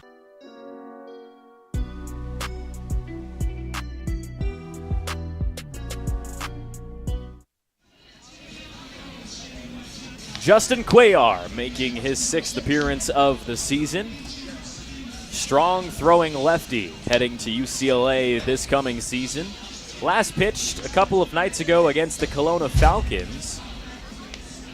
Went 2 complete innings, gave up just 1 hit and no runs, and found his 2nd strikeout of the season. And that was a really nice response performance from Cuellar, as in the one prior to that, he couldn't even find a single out and gave up 6 earned runs with 2 hits and 2 walks as well. So this young pitcher for Yakima Valley coming into a tough spot. 2 base runners on, needs to find an out to retire the top of the 5th after 3 runs have already come in to score for this Cowlitz Black Bears team. Anderson, Schlegel, and Grady have come in after a 2 RBI triple from Keaton Grady and a RBI ground out from Bronson Neve. 2 base runners on right now come from 2 free passes, a walk and a hit by pitch to end Colton Lefebvre's night. Cuellar's first pitch misses down for ball 1 as the 6'2 freshman tries to find some good stuff up on the mound. The 1-0 offering comes inside, ball 2.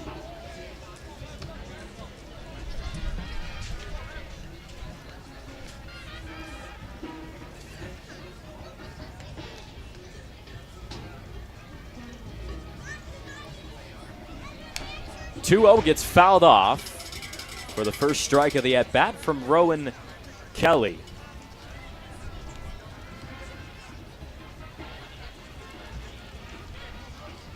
Not a very easy matchup for Cuellar in his first batter faced, as Kelly's hitting over 400 on the season.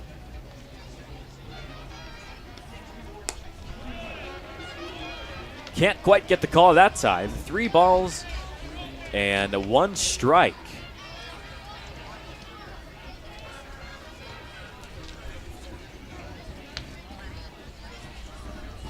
Here's the 3-1. This one's playable territory. Shallow left field, and coming under it is Owen Egan to get the Pips out of a tough jam.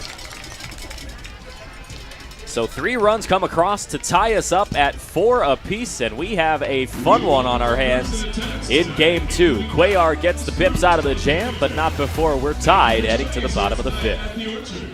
The savings continue with Bi-Mart's latest savings book. Find it online or pick up a copy in store. Save on all Pepsi and 7-Up brand 12-packs. Buy 2 and get 2 for free. Save $6 on Mobil 1 5-quart full synthetic oil. Member price just $22.99. Plus save $70 on an Avanti 7 cubic foot chest freezer. Member price just $149.99. Save now with summer savings and more in our latest savings book at Bi-Mart, your employee-owned membership store.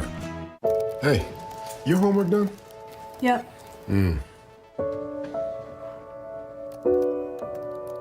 is your homework done? This kinda is homework.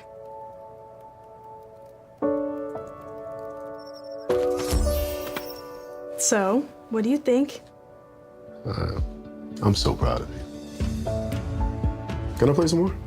Is all your work done? Washington's Lottery is a proud partner in the goal to promote college and career training. Each time you play, you're helping students statewide. Are you struggling to figure out the best career path or ready for a change? As a 2-time School of Excellence award winner, Perry Technical Institute offers 14 programs ranging from 5 weeks to 2 years, with 2 AAS degree programs and night course options available. Schedule your tour today and explore all that Perry Tech has to offer. Let the financial aid, careers services, and enrollment teams help put you on the path to your dream career.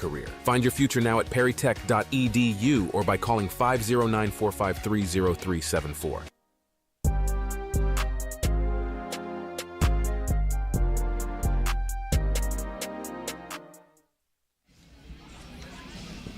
Austin McWilliams comes back out onto the mound for the Black Bears.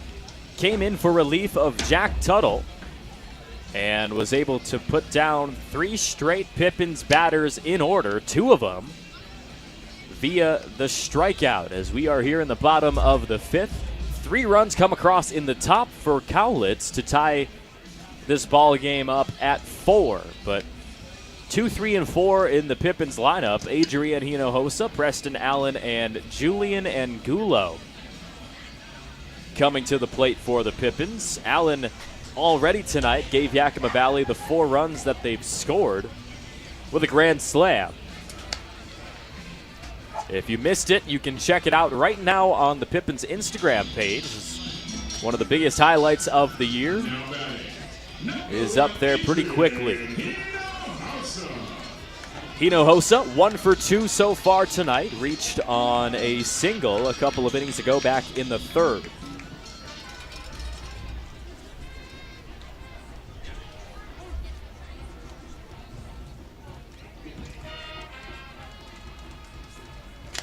First offering from McWilliams is in there for a strike.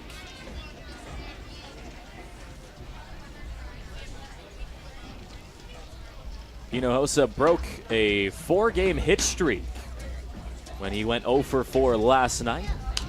So good to see that his bat seems to be returning with some production. Already 1 for 2 in game 2. But right here, he's behind 0-2 against Austin McWilliams.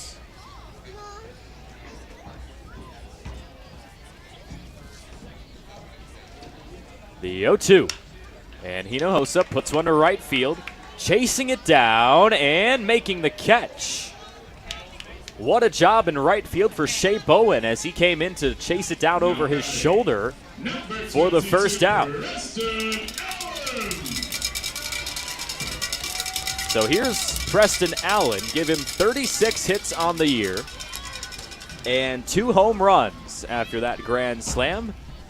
And if there were any questions about whether or not Preston Allen should be a favorite to make the All-Star game, I think that second homer really puts him up there as a potential starter, as this first pitch gets lined to left field. And making the catch is Rowan Kelly for out number 2. 2 down pretty quickly as McWilliams gets set to face off with Julian Angulo. 5 straight retired from Austin McWilliams in relief. And we'll see if Angulo can just figure out a way to get this offense back up and running. McWilliams misses outside, 1 ball, no strikes. He's only had 1 appearance this season without giving up a run. And that was when he pitched just 1/3 of an inning all the way back on June 11th. So this has definitely been a standout outing so far, at least. We'll see if Angulo can turn the tide. Nothing going on in the Cowlitz bullpen, as this will be McWilliams' game for the foreseeable future. 1 ball, 1 strike. This pitch is fouled off right side, and Angulo falls behind 1-2.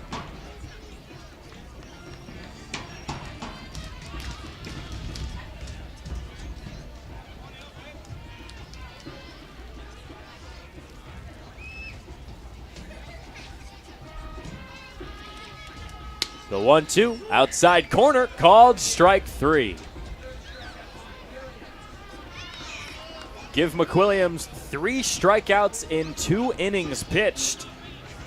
And just like that, that's 7 strikeouts already for Yakima Valley. We head to the 6th, still tied 4-4. What a fun game we have here in game 2. Are you struggling to figure out the best career path or ready for a change? As a 2-time School of Excellence award winner, Perry Technical Institute offers 14 programs ranging from 5 weeks to 2 years, with 2 AAS degree programs and night course options available. Schedule your tour today and explore all that Perry Tech has to offer. Let the financial aid, careers services, and enrollment teams help put you on the path to your dream career. Find your future now at perrytech.edu or by calling 509-453-0374.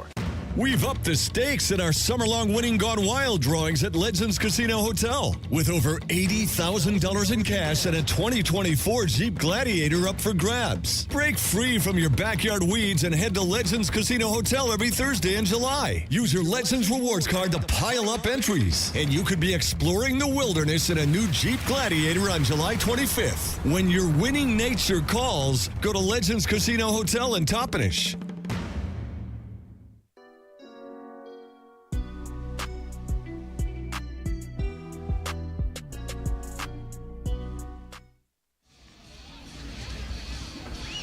So Justin Cuellar found the final out of the 5th when he was able to get Rowan Kelly to fly out into left field, and now he's got his first full inning of work coming up right here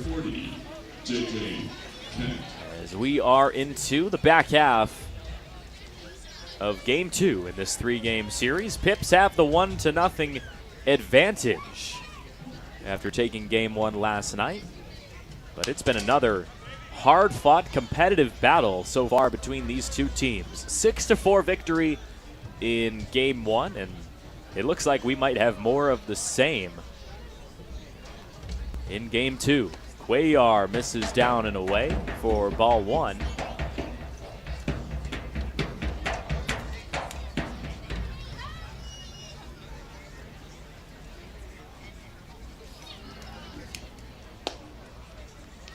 ERA has been a challenge for Cuellar this season.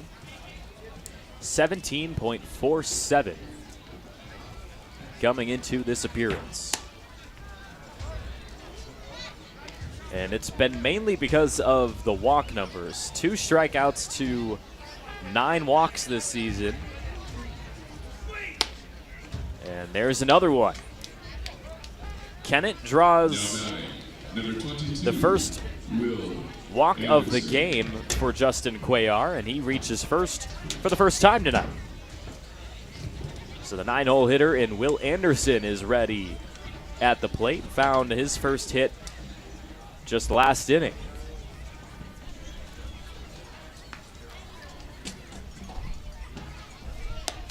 Cuellar's first offering to him clips the outside zone. First strike 1.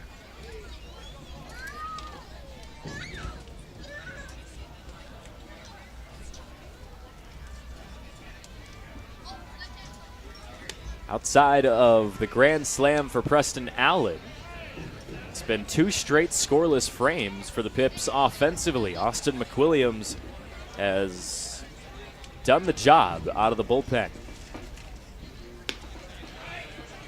Cuellar finds strike 2. 1 ball, 2 strikes. To the Cowlitz first baseman.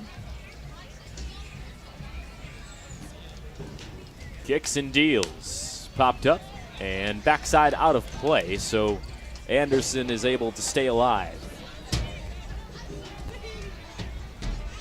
Hit .319 and had 10 homers in his first season with the Renegades at Alani College. Here's another 1-2. Foul tip into the glove. Actually, check that. It ricocheted off. So still no punch out, and Anderson able to stay alive. From my angle behind home plate, it looked like that was going to be strike 3, but instead, Cuellar has to find another one. And Anderson pops it up. Shallow right field. Bayanilla gets called off, and Hinojosa comes in to squeeze it for out number 1. Now batting, number 36, Dylan. So Bayanilla and Hinojosa having some laughs together as he's been called off quite a few times as Bayanilla out there in shallow right. And Hinojosa's been doing a good job in right field so far tonight. 4th at bat for Dylan Schlegel, the DH for Cowlitz. He's 2 for 3 tonight.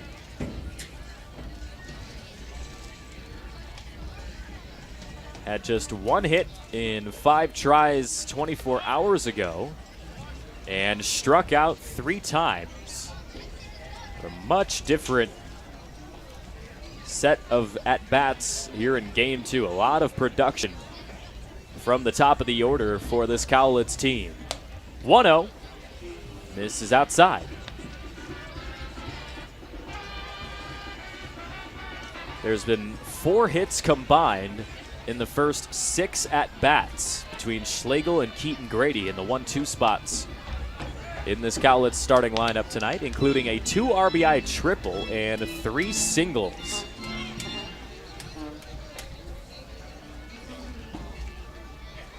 It's a big reason why the Black Bears couldn't quite take Game 1 last night, as both Schlegel and Grady in the same spots in the order, combined for just 2 hits in 10 tries. 3-1 misses inside for ball 4. Second free pass of the inning as Schlegel takes first base and Kennett advances to second.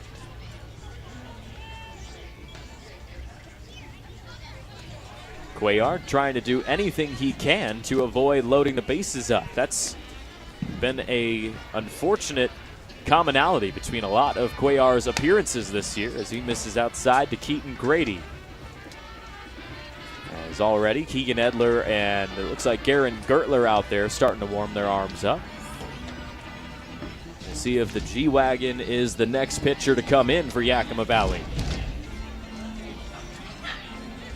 There's Mauricio Gordado as well in the bullpen as he continues to work back from the injury he faced in the final game against the Portland Pickles in that 12-inning battle that Yakima Valley was not able to come away with a victory. Missed every game of the Kelowna series and the first 2 games at the Orchard against Cowlitz so far, but potential for him to return to the lineup tomorrow. We'll have to see if he has recovered enough. Talked with him earlier today. He said he's been hoping that some of the bullpen catching duties will feel pretty good.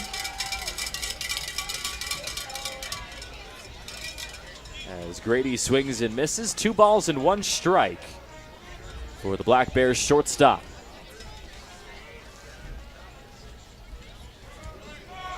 Two-one, runners take off, and this pitch gets away from Sherman. And he's able to go find it at the backstop in time to hold Kennett over there at third. So 2 in scoring position with just 1 out.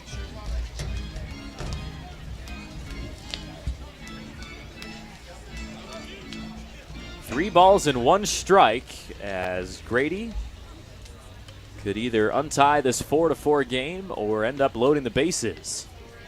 Swing and a miss. Full count now as Cuellar is able to pump a strike in there.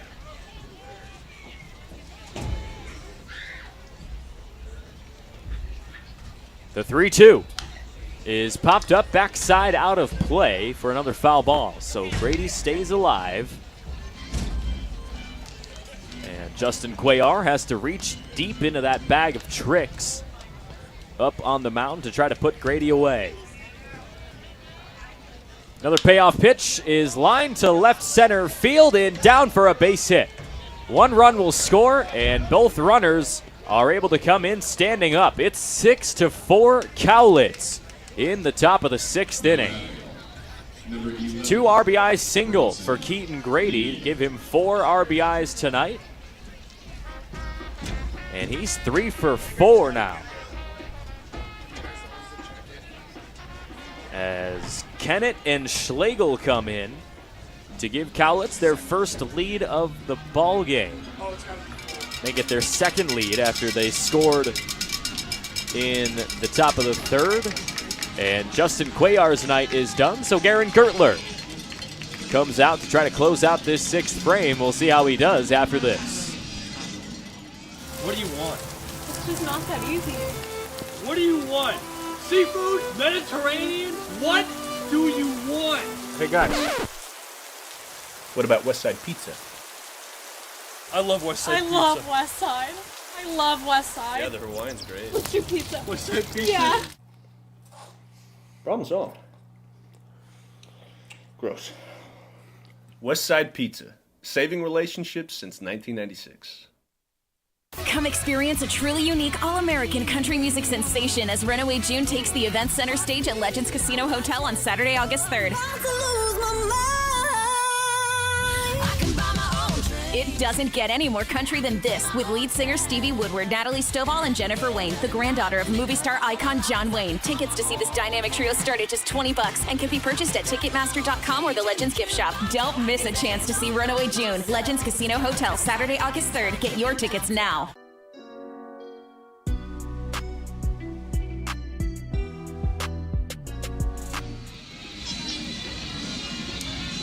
Garen Gertler coming out for his 10th appearance on the bump of the season for Yakima Valley right here. Just one down top of the 6th as 2 runs come across on a 2 RBI single from Keaton Grady, who finds himself as the lone base runner in the top of this 6th inning, as Kennett and Dylan Schlegel gave the Cowlitz Black Bears this 6-4 lead.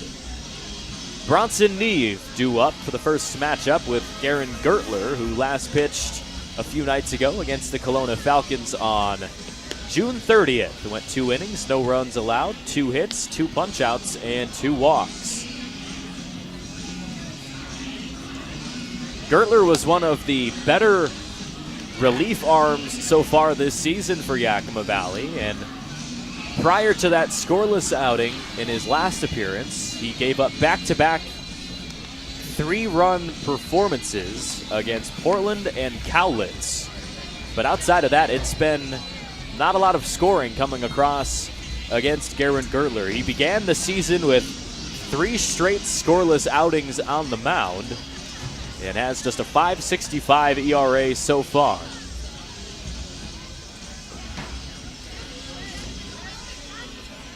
"14 1/3 innings pitched, and now he comes in to take on Bronson Neve, one of the top offensive options in this Cowlitz lineup. 20 hits on the year, 0 for 3 tonight, but 1 RBI ground out back in the 5th.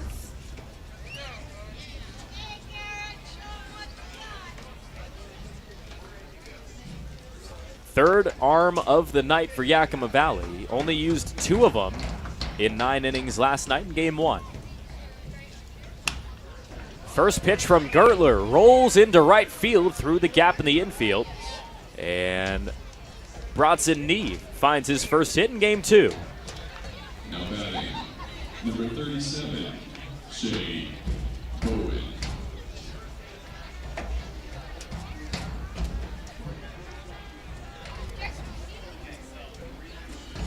So Shea Bowen, 1 for 2 tonight. Gets set to try to add on to this strong offensive inning. It's been back-to-back in which Cowlitz has scored some unanswered runs. Already 5 unanswered if Gertler is able to shut down this inning, but with just 1 out and 2 base runners on, got to imagine Shea Bowen has a chance to add on to this 6-4 lead. He puts one into shallow left field. Coming under it and making the catch is Owen Egan, who had to lay out for that baseball.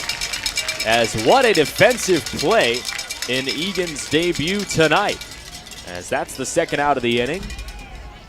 As Bowen goes down with another pop out. Number 37, Shea Bowen. So let's take another look at that play from Egan. Really tough play to track it down all the way near the left field line. You see he lost his hat, but still came up with the baseball.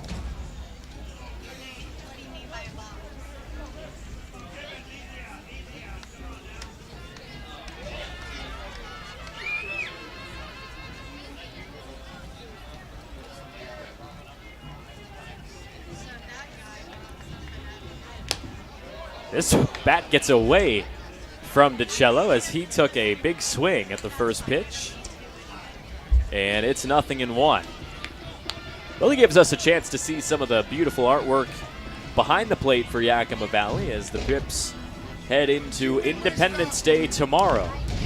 We'll see if they head into that game for a rubber match or have already secured the series victory. That's all to be determined in the final few innings tonight. Pickoff attempt from Gertler, and he got him. Bronson Neve gets caught asleep at the wheel, and we head to the bottom of the 6th. Pips need some runs, down 6-4. The savings continue with Bi-Mart's latest savings book, Find it online or pick up a copy in-store. Save on all Pepsi and 7-Up brand 12-packs. Buy 2 and get 2 for free. Save $6 on Mobile One 5-quart full synthetic oil. Member price just $22.99. Plus save $70 on an Avanti 7 cubic foot chest freezer. Member price just $149.99. Save now with summer savings and more in our latest savings book at Buy Mart, your employee-owned membership store. Hey, your homework done? Yep. Hey,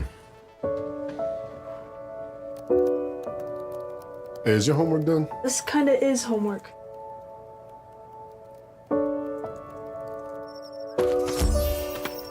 So, what do you think?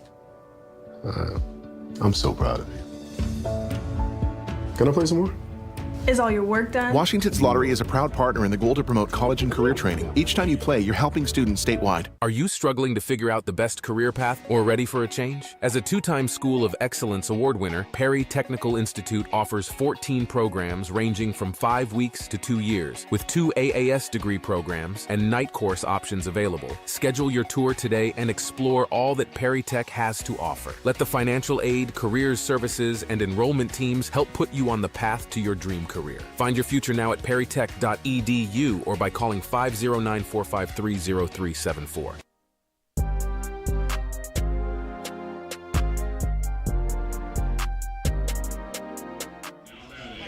Number 27, Bottom of the 6th as Reese Sherman gets set to lead off the offense for Yakima Valley.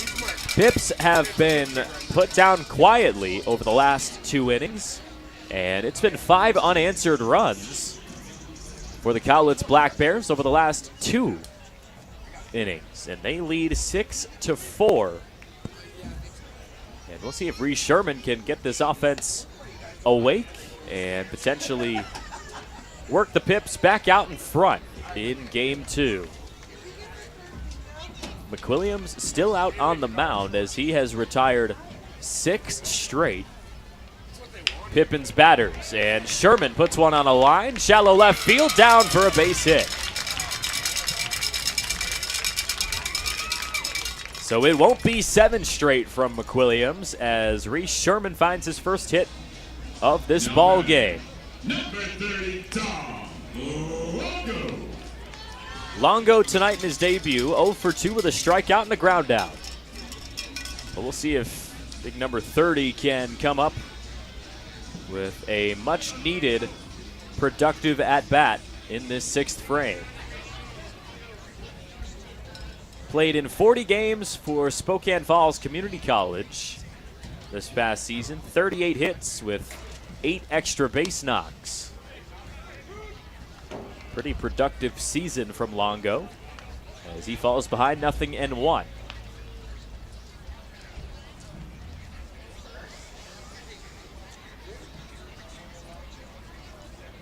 McWilliams misses outside.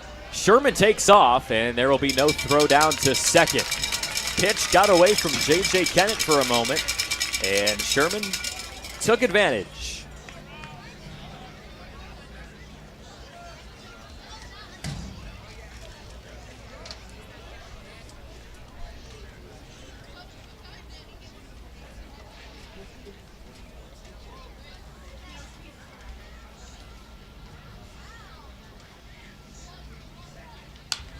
One popped up right side.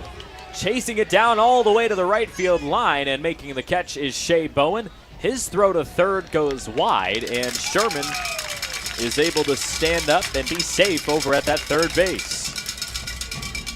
90 feet from coming across for the 5th run for Yakima Valley. As with 1 down, Owen Egan comes to the plate. He's 0 for 2 in his Pippins debut in 2024.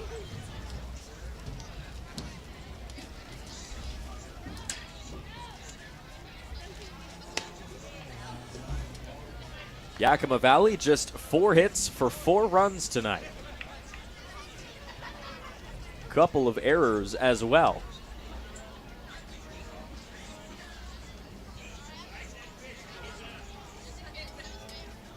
The 1-0 misses backside, and Sherman is going to try to come in to score. Throw is not in time. as McWilliams could not make the tag. And just like that, it is 6-5 now. So a wild pitch brings Sherman across, and Yakima Valley trails by just 1 run in the 6th.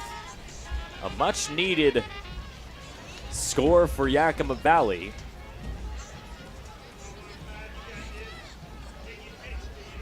But now Owen Egan trying to add on to it, ahead 2 balls and no strikes in this at-bat.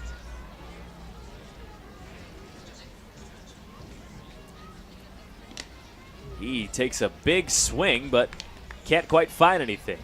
Was a bit ahead of that pitch. Some light work going on in the Cowlitz bullpen one more time, as that looks like Alex Buchanan warming up that left arm. McWilliams deals the 2-1, down and away.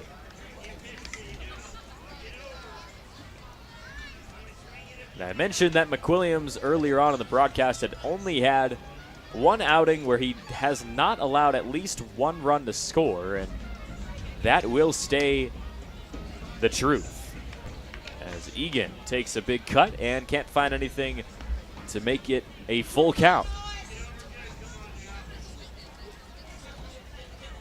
0-for-2 start in game 2. Egan trying to stay alive, and that's ball 4 on the outside.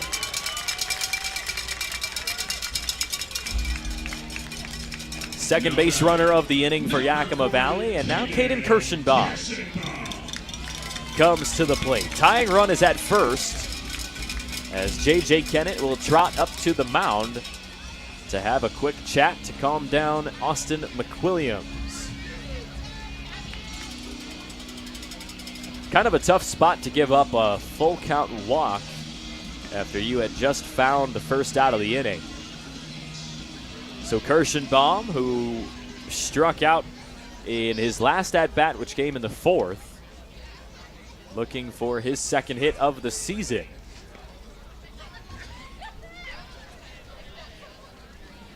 First pitch to him, misses outside. Kirschenbaum was a first-team all-conference player this past season with Montana State University Billings. Had a lot of promise coming to Yakima Valley. The throw down to first, not quite able to make the play, as Will Anderson had to come wide of that first base bag to even stop it from going to right field.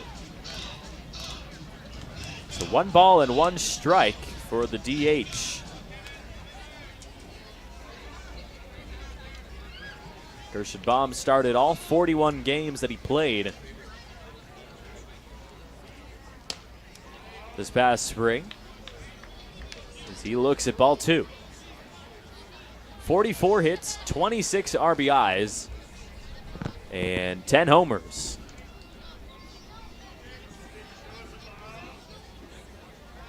Another pickoff, too high. And the sun's starting to set here at the Orchard. And I talked with Julian Angulo before the game today, because he's been the routine first baseman for Yakima Valley. He said it's been really tough to see a ball coming from third base when it gets to a time like this in the game where that sun is just barely peeking over the left field wall. Sunblockers doing the best they can to block out some of the sunlight during the earlier portions of the day, but at a certain point, that sun just finds the gap as a 3-1 count leads to ball 4. Kirschenbaum draws the back-to-back free pass against McWilliams, and David Bayanilla comes up with just 1 out and 2 base runners to work with. McWilliams starting to fall apart a bit here. And now it looks like that is going to do it for the Black Bears reliever. We'll see who they bring out of the bullpen.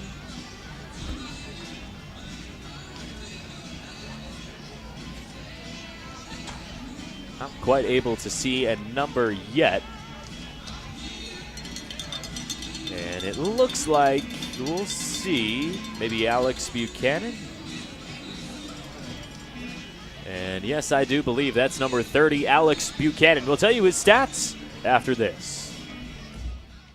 Are you struggling to figure out the best career path or ready for a change? As a two-time School of Excellence award winner, Perry Technical Institute offers 14 programs ranging from 5 weeks to 2 years, with 2 AAS degree programs and night course options available. Schedule your tour today and explore all that Perry Tech has to offer. Let the financial aid, careers services, and enrollment teams help put you on the path to your dream career. Find your future now at perrytech.edu or by calling 509-453-0374.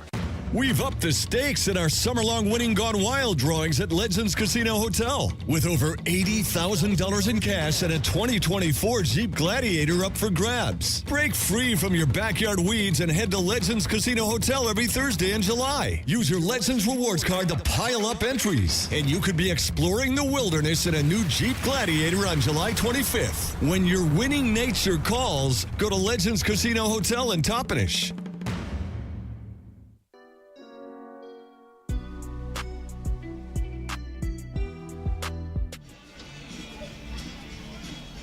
Alex Buchanan, 6'4" senior from Ottawa University, ready to make his 5th appearance this summer for the Black Bears. 4.15 ERA in just 4 1/3 innings pitched. And he comes with just 1 out in the bottom of this 6th inning. It's back-to-back walks from Owen Egan and Caden Kirschenbaum. So the 9-hole hitter and David Bayanea comes up to the plate, 0 for 2 tonight, but a chance to grab his first hit and maybe add on to the scoreboard. First pitch from the lefty comes in for strike 1. Strikes started to fall to the wayside at the end of this appearance for Austin McWilliams. Punched out 3 batters in 2 innings to start off. And then this 6th inning just kind of got away from McWilliams. Gave up a leadoff single, a wild pitch brought Sherman across, and then back-to-back walks. And that meant his night was over. Bayanea stays alive with another foul ball, 0-2.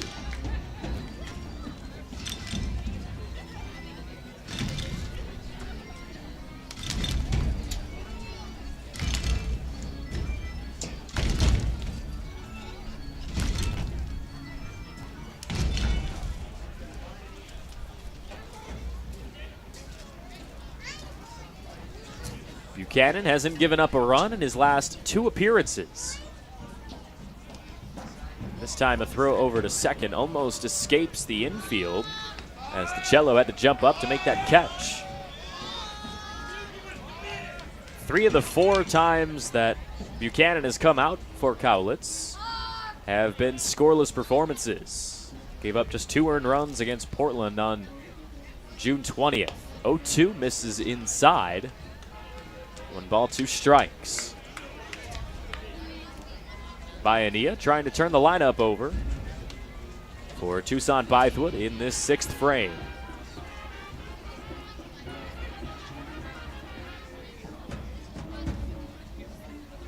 Buchanan's next pitch, and they call a balk. So both runners will advance, and there's 2 in scoring position. So Elijah Bester will come and have a discussion with the Cowlitz head coach, and kind of a tough spot. And it looks like there are some major frustrations as Elijah Bester sends him back to the dugout, but not before some words get exchanged. Didn't seem like a very positive interaction right there. But nonetheless, Egan to third, Kirschenbaum is at second, and David Bayanea behind 1-2, but a chance to maybe give the Pips another lead. And once again, it's a called balk. And now things might get heated.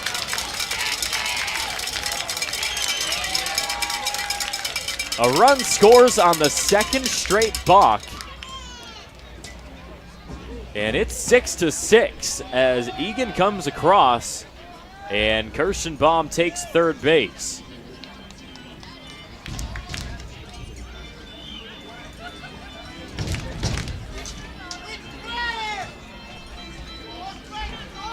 This is a bizarre situation. And now he is tossed.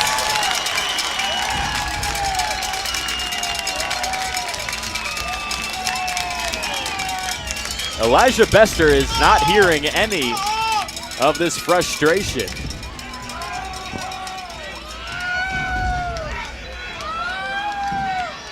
And we have our first road team ejection. And now there's going to be some discussions happening with our home plate umpire, Riley Keller. And it seems like he will stand by his partner out on the field.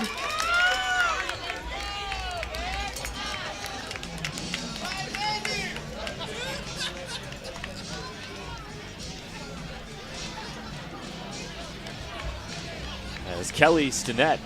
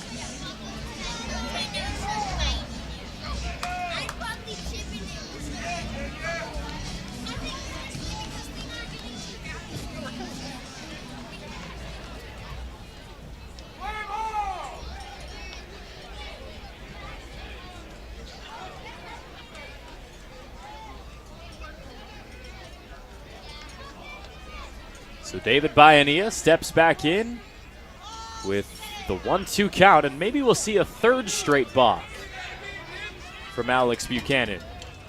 Doesn't seem that way, and this pitch gets way outside. Definitely some stuff going on mentally for Buchanan, as it seems like his motion might become a factor.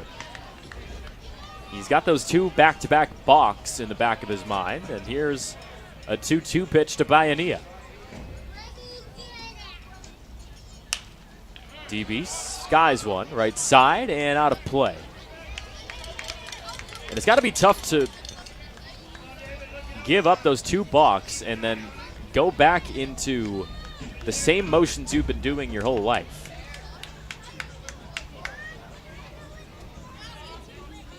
The 2-2 bounces in for a full count.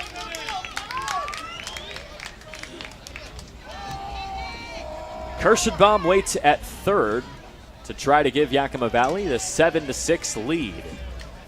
If Bayanilla can put one in play for a base hit. Here's the payoff pitch, bounced to the left side and foul.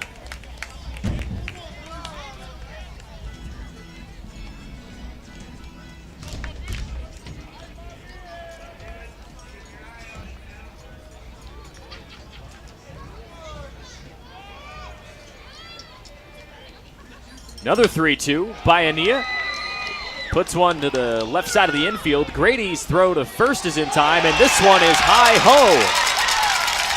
So Kirschenbaum slides in to give the Pips a 7-6 lead as Anderson's throw to J.J. Kennan at the plate goes a little bit high. And Alex Buchanan had something to say to Riley Keller behind the plate right there. Not sure what he would have been talking about. But nonetheless, the Pips lead 7-6 with just 4 hits tonight. What a bizarre way to put 7 runs on the board. Top of the order now with Toussaint Bythewood as this one bounces in for ball 1.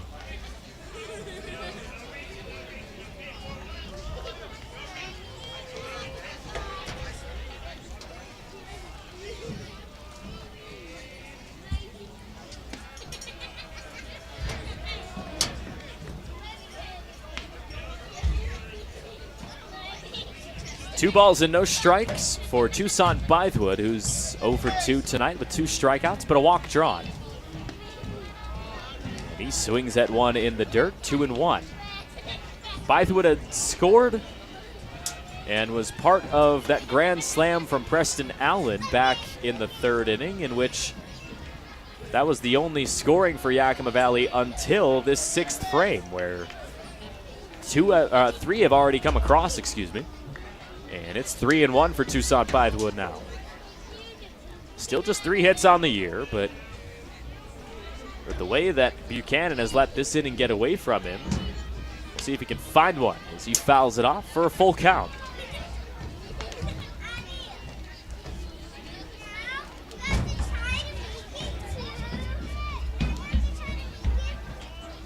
Three balls, 2 strikes to the Pippins center fielder. Buchanan kicks and deals up high for ball 4. And this inning for Yakima Valley almost resembles what the Pips were doing on the mound when they were at Cowlitz a few weekends ago. Just a bunch of walks, kind of some strange scenarios where a wild pitch brings a run across. It was a disastrous pitching effort against Cowlitz on the road. A big reason why the Black Bears were able to sweep Yakima Valley. And now Adrian Hinojosa finds himself ahead 1-0. 1 for 3 effort at the plate so far tonight. Next pitch is up high.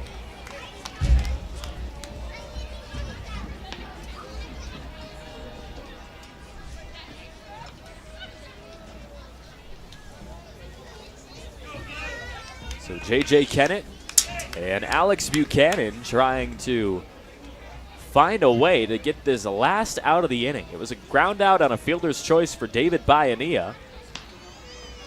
And that brought Caden Kirschenbaum in on a throw that was too high to the plate.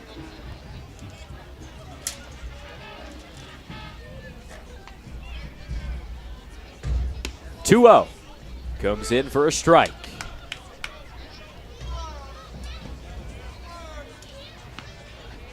Hinojosa, one of just 4 players in this Pippins lineup so far tonight without a strikeout. Runner takes off as Bythewood takes a good jump to second, and this ball gets away from Sergio DiCello, so a nice stolen base for Tucson Bythewood. It's been a fantastic response inning for Yakima Valley as they lead 7-6, and Hinojosa trying to add on to it in the hitter's count. He's got a man in scoring position, and he swings and misses to draw another full count against Alex Buchanan. His pitch count has gone quite high in this first inning of work.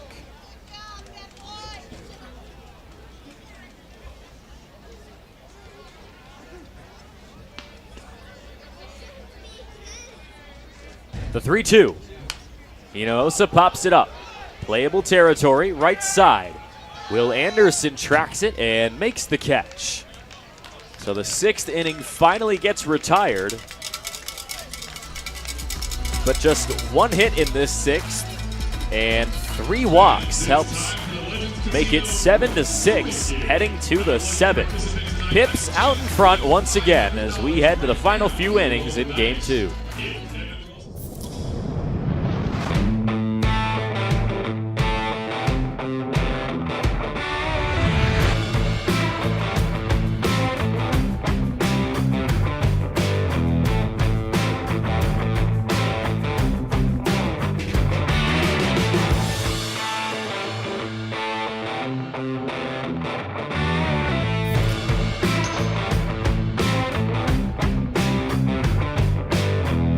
At Cascade Natural Gas, we help smart businesses cover their bases.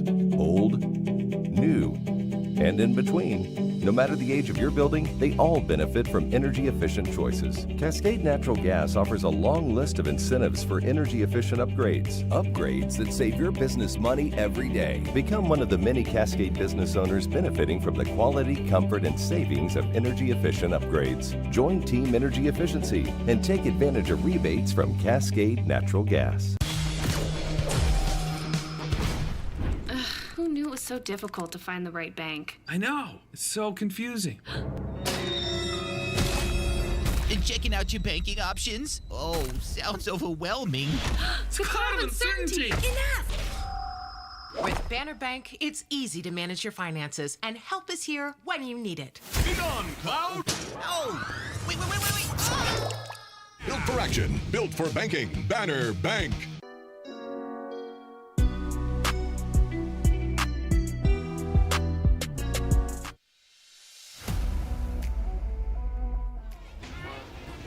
Garen Gertler returns to the mound for Yakima Valley with a 7-6 lead. He came in for relief of Justin Cuellar when 2 runs came across in the top of the 6th to give Cowlitz the 6-4 lead, but 3 come across in the bottom, and now Gertler working from out in front.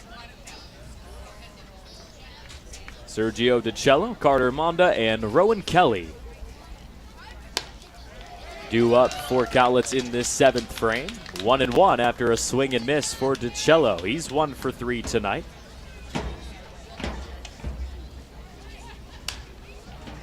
And he puts one to the left side. Chasing it down is Egan, and they will call it a fair ball. So DiCello's got a stand-up double. His 2nd double of the ball game. Number 38, Carter. 2 for 4 with 2 doubles. How about that start for the second baseman?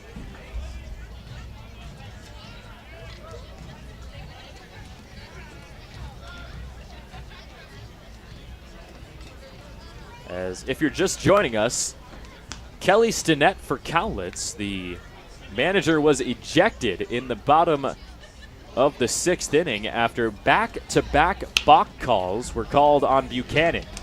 Monda rolls one to the left side. The throw is in time. Pips trying to turn 2, and they can't quite get DiCello. So Monda goes down for the first out, but a base runner just 90 feet from tying this ball game up at 7. The competitiveness between these two teams has been incredible. 2 very evenly matched teams, and it's reflected in the record. Pips just 2 more wins than Cowlitz this year, and they're battling for those final few playoff spots here in the second half of the season.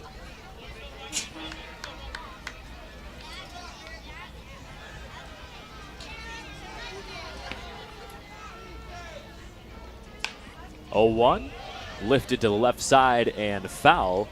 0-2 for Rowan Kelly. Surprising performance tonight for Kelly. He's just 0 for 3. Another foul ball, this time to the same spot in the bleachers.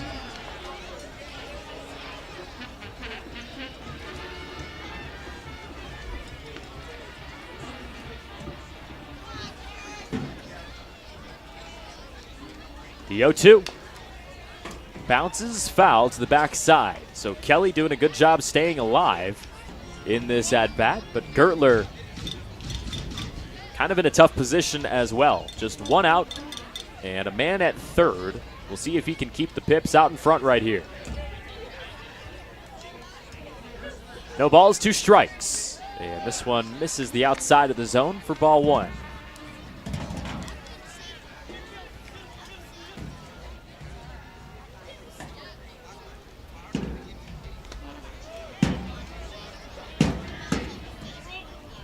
That double from DiCello to lead off this 7th inning was the 10th hit of the ball game for Cowlitz. Just 4 so far tonight for Yakima Valley. So kind of a surprising stat sheet when you look at a 7-6 game.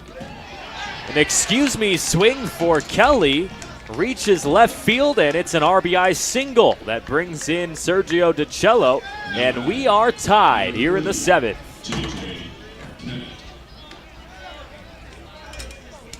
Much needed swing of the bat that time from Rowan Kelly as he finds his first hit in game 2. So J.J. Kennett in a tie ball game with just 1 out so far. Gertler's first offering to him comes in for a strike.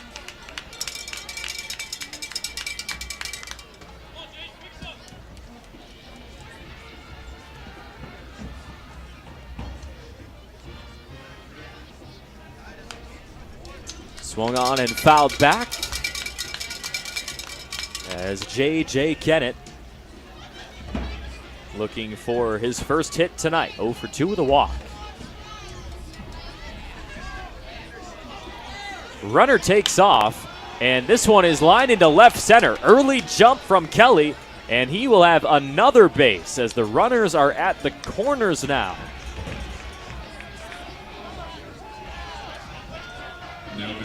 Strong base running from Kelly right there.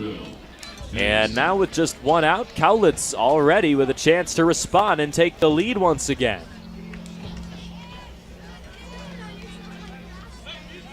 An 0-2 count turns into the third hit of this inning for the Black Bears. So Coach Frito will come out and chat with Garrett Gertler, as you got to wonder maybe some form of bunt could be thrown down here from Will Anderson. Just trying to bring one of the runs across. Pip's trying to make sure they're ready for all possible scenarios, as Gertler tries to limit the damage to just one in this 7-7 tied ball game.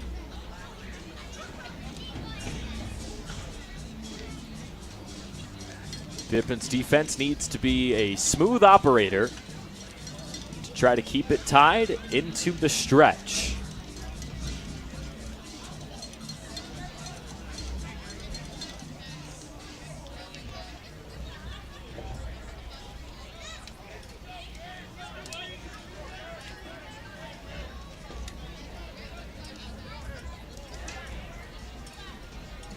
Will Anderson awaits the first pitch from Garrett Gertler. Here it comes. Inside. No strike call. So a 1-0 for the Cowlitz first baseman.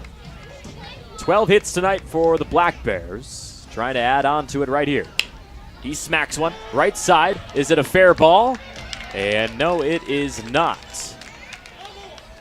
Late foul call, as the Pips were pretty close to turning a double play right there. Kind of an unfortunate foul ball.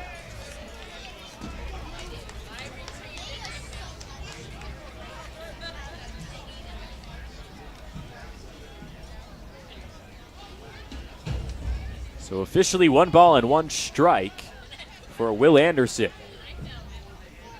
as he swings and misses, kind of reaching at one down and away. Gertler in need of a rebound matchup against Anderson after giving up 3 hits in 4 batters faced so far this inning, as it's popped up. Left side, Owen Egan comes in to make the catch. The throw to the plate is off, and it's 8-7 Black Bears. Rowan Kelly comes in to score the first run of his night. And J.J. Kennett also advances to second on an RBI sacrifice fly for Will Anderson.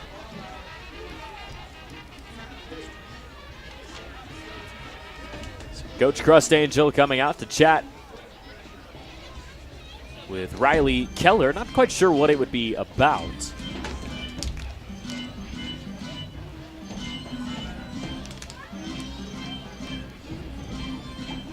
So the top of the order for the Black Bears due up with Dylan Schlegel, who has been fantastic tonight.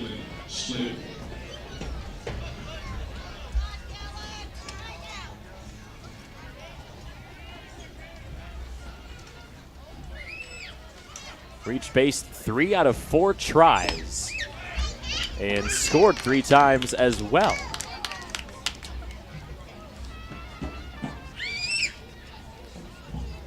So the Pips already give up 2 in the 7th. We'll see if Gertler can put the cap on the offense and shut down Schlegel. This is inside, 1-1.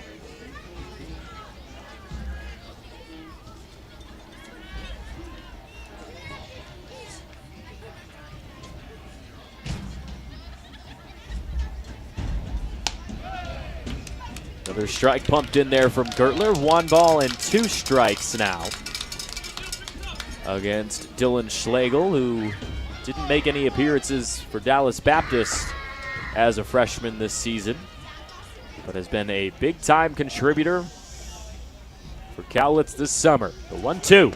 Swung on and miss, and that will do it for the top of the 7th. Gertler keeps it at just 2 runs allowed, but the Black Bears out in front, 8-7. We'll see if the Pips can make a comeback after the stretch.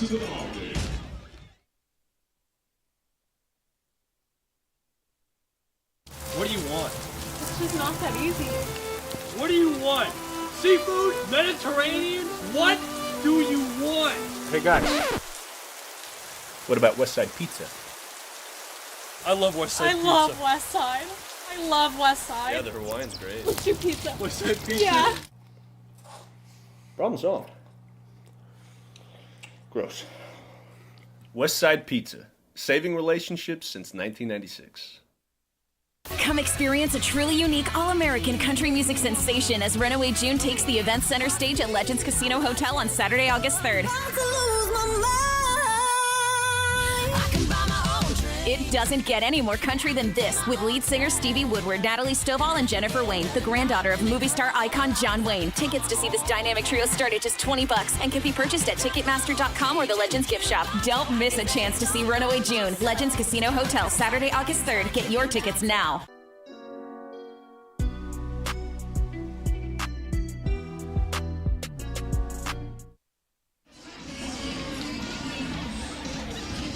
Fourth arm of the night for Cowlitz after the 7th inning stretch. Calvin Prosky, 6'3" sophomore from UC Santa Barbara, ready to make his 2nd appearance of the season against these Yakima Valley Pippins. He made his debut on June 22nd against the Pips, went 1 inning, didn't give up a run in that 5-1 victory for Cowlitz.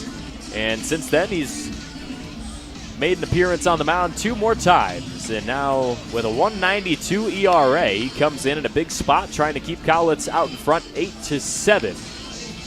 But he's got to face off with Preston Allen, Julian Angulo, and Reese Shorman. Some of the top bats in this Pippins starting lineup, including a grand slam tonight for Preston Allen back in the 3rd. That's been his lone hit. He's 1 for 3, but he's brought in 4 of the 7 runs for Yakima Valley tonight. Prosky relieving Alex Buchanan, who gave up a couple of runs in the 6th inning via the balk. And a wild pitch brought Reese Sherman in for the 3rd run of the inning in what was kind of a disastrous finish for Buchanan's appearance in this series. But now Calvin Prosky, who started his season with 2 straight scoreless outings against Yakima Valley and the Corvallis Knights, 2 of the top offenses in the league, tries to put another one together. Gave up 1 run in his most recent time on the mound against the Springfield Drifters. But that's been it in terms of scoring against this tall righty. 0-1 to Preston Allen, who's lined out and been punched out outside of the grand slam tonight. If you're just joining us, the hit disparity has been crazy tonight. 12 hits for Cowlitz, just 4 for Yakima Valley, and now a comebacker right to Prosky. And Allen gets retired. Great awareness and really just instinctual reflexes for Prosky up on the mound, and he could do nothing but laugh about that play. You got to wonder how his hand is feeling after that one was put on a line to him. So quickly, 1 down. And another line drive almost into the glove of Prosky once again, but Angulo's able to sneak it up the middle. 2nd hit of the ball game for Julian. And with 1 down, Reese Sherman comes up to the plate. Tying run is at first And we'll see if Sherman can find another productive at bat. He's reached 2 out of 3 times tonight, just 1 hit to show for it. But the Pips need some more offense against this Cowlitz team. Mentioned earlier tonight that their offense has been slowed down over the last few games, but tonight has not been the same case.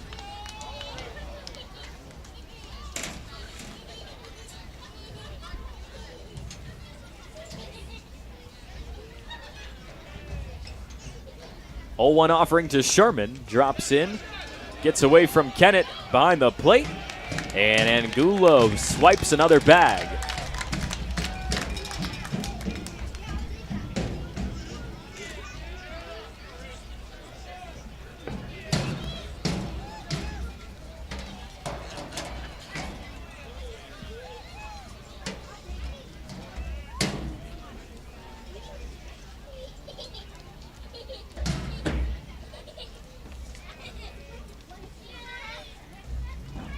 One drops inside, ball 2.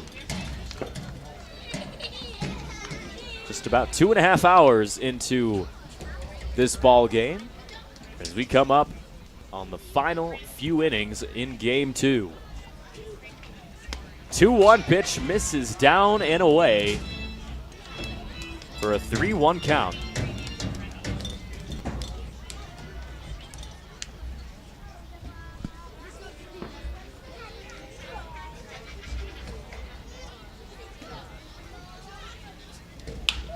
Sherman on a line to the left side, but trails foul.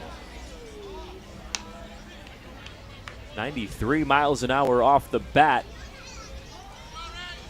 But instead of it being a base hit, it's a full count with that foul ball. Seen plenty of full counts tonight for the Pips at the plate. The 3-2 comes inside, and Sherman draws another walk, his second tonight. And he has now reached base 3 out of 4 tries. Number 30, Tom Longo.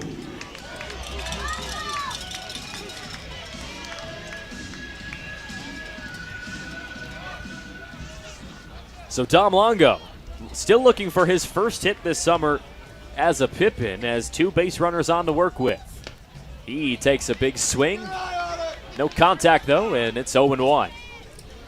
Still just 1 out, bottom of the 7th, right here against Calvin Prosky. Longo fouls it off, 0-2.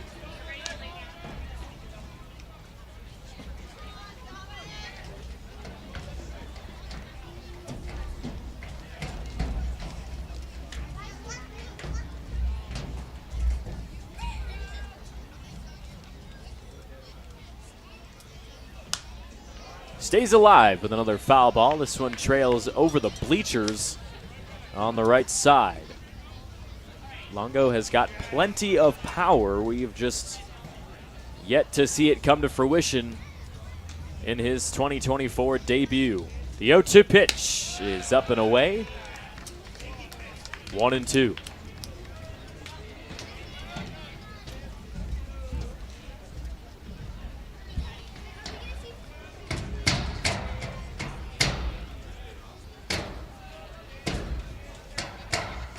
Prosky's 1-2 offering is popped up right side, chasing it all the way to the bullpen, and now off the tents in right field.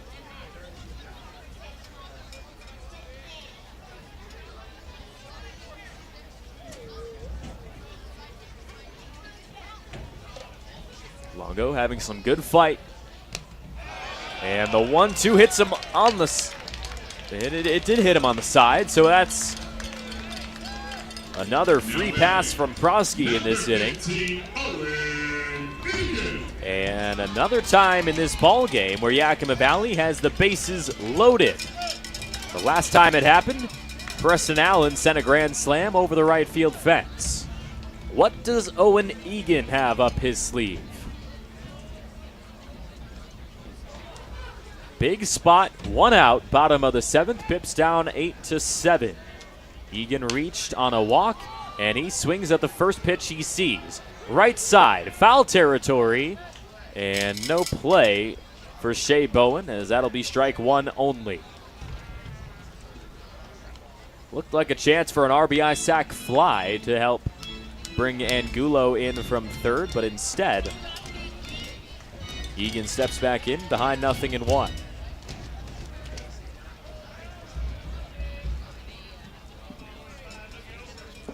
Broski's next pitch on a line and down in right center field. As now the Pips will get an extra out, as a little bit of extra base running from Dom Longo, as he thought that he was going to have a chance to advance to third, but instead the stop sign was thrown up for Reese Sherman.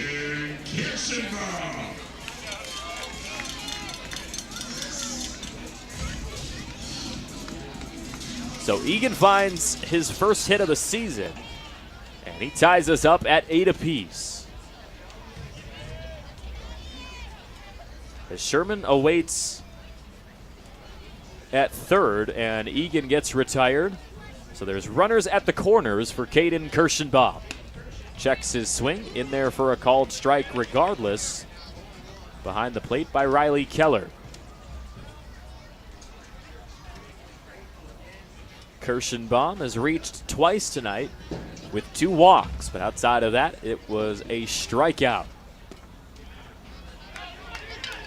Big leadoff over there from Owen Egan at that first base bag. We'll see if Calvin Broski elects to go to the pickoff, as we've seen quite a bit tonight from this Cowlitz team. And they do. But it looks like Egan is back in time.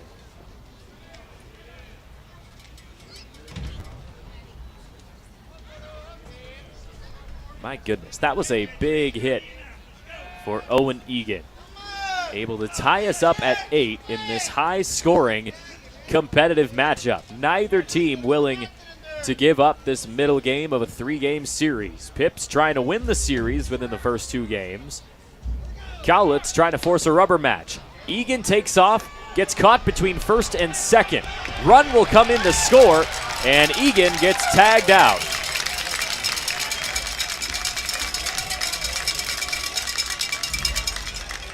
That ends the 7th, as that play continues to cause problems for Yakima Valley, as it is 9-8. Sherman comes in to score, and the Pips take a 1-run lead heading to the 8th. The savings continue with Bi-Mart's latest savings book. Find it online or pick up a copy in store. Save on all Pepsi and 7-Up brand 12-packs. Buy 2 and get 2 for free. Save $6 on Mobil 1 5-quart full synthetic oil. Member price just $22.99. Plus save $70 on an Avanti 7 cubic foot chest freezer. Member price just $149.99. Save now with summer savings and more in our latest savings book at Bi-Mart, your employee-owned membership store. Hey, your homework done? Yep. Hey, is your homework done? This kinda is homework.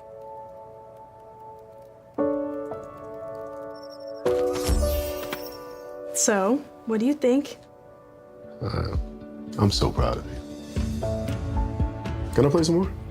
Is all your work done? Washington's Lottery is a proud partner in the goal to promote college and career training. Each time you play, you're helping students statewide. Are you struggling to figure out the best career path or ready for a change? As a 2-time School of Excellence award winner, Perry Technical Institute offers 14 programs ranging from 5 weeks to 2 years, with 2 AAS degree programs and night course options available. Schedule your tour today and explore all that Perry Tech has to offer. Let the financial aid, careers services, and enrollment teams help put you on the path to your dream career. Find your future now at perrytech.edu or by calling 509-453-0374.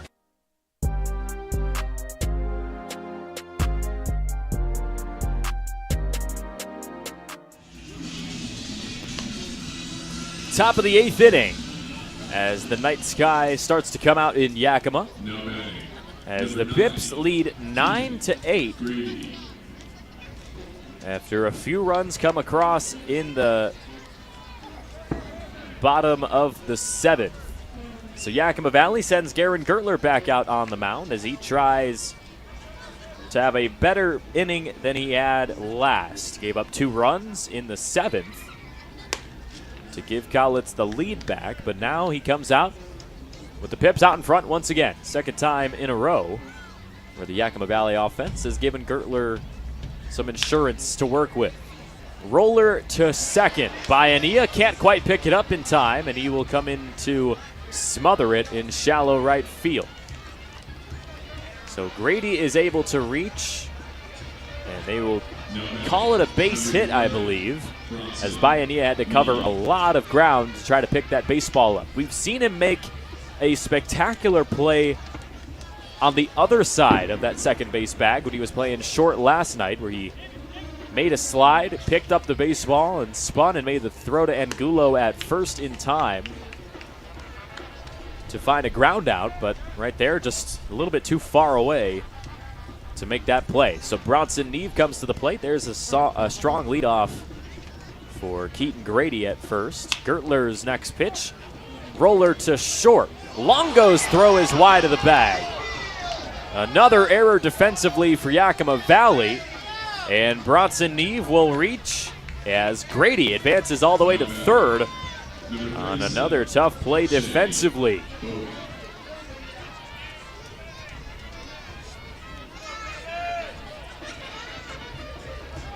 So after game 1, the errors went to the Cowlitz Black Bears. Tonight, it's been Yakima Valley with some defensive mishaps. 4th error of the ball game, as opposed to just 1 for Cowlitz so far tonight. Runners at the corners for Shea Bowen, as he fouls the first pitch for strike 1. Bowen, an RBI single in the 3rd, a walk in the 5th, and outside of that, it's been 2 pop-outs so far tonight in game 2, making his first appearance in this series. As he puts one up in the air, down on the left side of the infield, the throw to second is in time, but 1 run comes across as Keaton Grady ties us up at 9. Number 13, Sergio DiCello.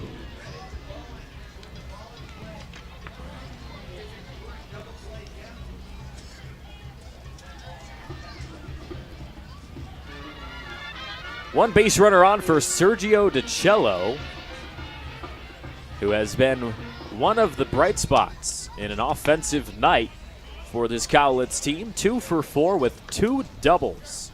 He had 2 doubles on the entire season before coming into tonight, but give him 2 more. And Gertler with 1 out, trying to find a way to work out of this inning after giving up a run. DiCello puts one in the sky, left side of the outfield, and Egan comes in to make the catch for the 2nd out. So 2 down for Carter Monda now. Number 38, Carter. Good shot of Owen Egan over there, making his first start of the 2024 campaign. He's been solid in left field, already has come up with a diving catch and put together an RBI single in the bottom of the 7th. That helped the Pips take an advantage on the scoreboard, but now we are still tied at 9 after Shea Bowen's swing of the bat brought in Keaton Grady. 1 ball and 1 strike for Carter Monda.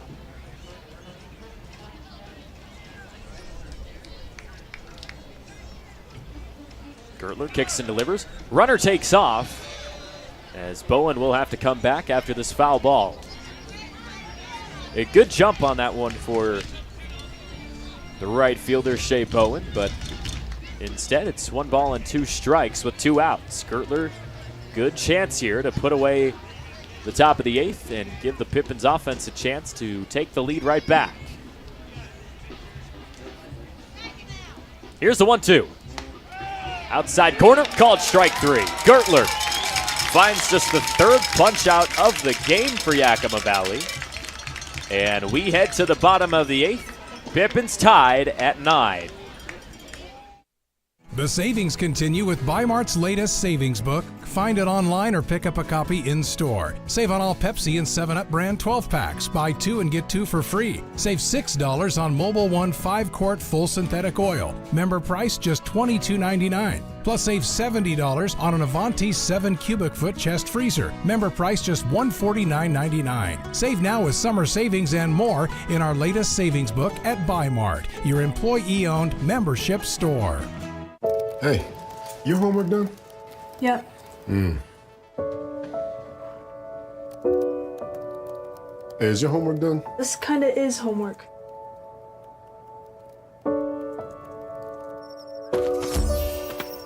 So, what do you think? I'm so proud of you. Can I play some more? Is all your work done? Washington's Lottery is a proud partner in the goal to promote college and career training. Each time you play, you're helping students statewide. Are you struggling to figure out the best career path or ready for a change? As a 2-time School of Excellence award winner, Perry Technical Institute offers 14 programs ranging from 5 weeks to 2 years, with 2 AAS degree programs and night course options available. Schedule your tour today and explore all that Perry Tech has to offer. Let the financial aid, careers services, and enrollment teams help put you on the path to your dream career. Find your future now at perrytech.edu or by calling 509-453-0374.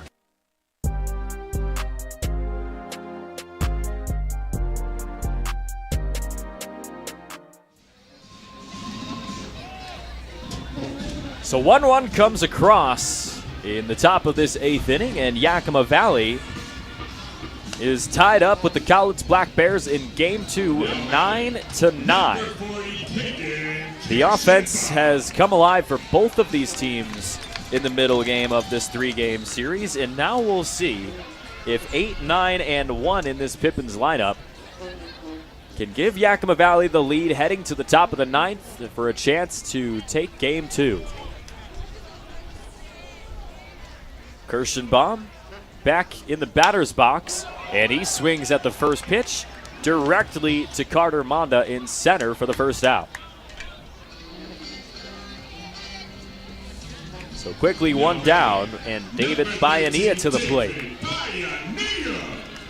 Had an RBI ground out in the 6th. And so far tonight he's 0 for 3 after a 3 for 4 performance in Game 1. We'll see if DB can come up with a big at-bat right here. It was 4 runs in the 3rd and 3 runs in the 6th before 2 more came across in the 7th to give Yakima Valley their 9 runs tonight. High bouncer to 3rd. Bronson Neve is right there for it, though. Good defense on that hot corner, and there's 2 down. So Toussaint Bythewood and the top of the order for Yakima Valley due up with 2 outs. It might be tough now to take the lead heading to the 9th, but we'll see what Bythewood can do with it. 2 walks and 2 strikeouts tonight when he's come to the plate. He swings at the first pitch, deep to right field, tracking it down over his shoulder, and it will not be caught. Bythewood has a stand-up double with 2 outs in the bottom of the 8th. Some clutch hitting for the UCLA product. First hit here in Game 2, and that's Bythewood's 2nd double of the season. That one's got to feel good to finally get some production with his bat tonight. So Adrian Hinojosa comes up to the plate. Had a single in the 3rd, but overall tonight he's 1 for 4. Bythewood all smiles after that big swing of the bat deep to right field. But the Pips need some more clutch hitting to try to score their 10th run of the ball game. Yakima Valley, I mentioned earlier, they haven't scored double-digit runs in over 2 weeks since June 18th against the Wenatchee Apple Sox, but they will need to do it in order to win this ball game here tonight. The 0-1. Hinojosa fouls it off, backside. 0-2. for the right fielder tonight. Big spot for Calvin Prosky, who tries to keep Yakima Valley quiet. The 0-2. Hinojosa goes down swinging. And that ends the 8th inning as the Pips strike out for the 8th time tonight. So we head to the 9th inning, tied 9-9. A fun finish coming up from the Orchard.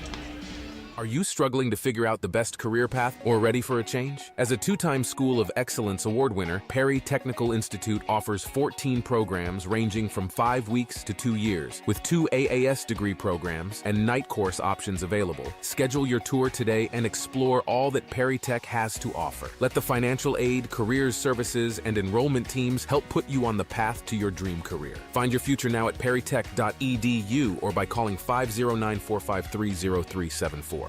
We've upped the stakes in our summer-long winning Gone Wild drawings at Legends Casino Hotel. With over $80,000 in cash and a 2024 Jeep Gladiator up for grabs. Break free from your backyard weeds and head to Legends Casino Hotel every Thursday in July. Use your Legends Rewards card to pile up entries. And you could be exploring the wilderness in a new Jeep Gladiator on July 25th. When your winning nature calls, go to Legends Casino Hotel in Toppenish.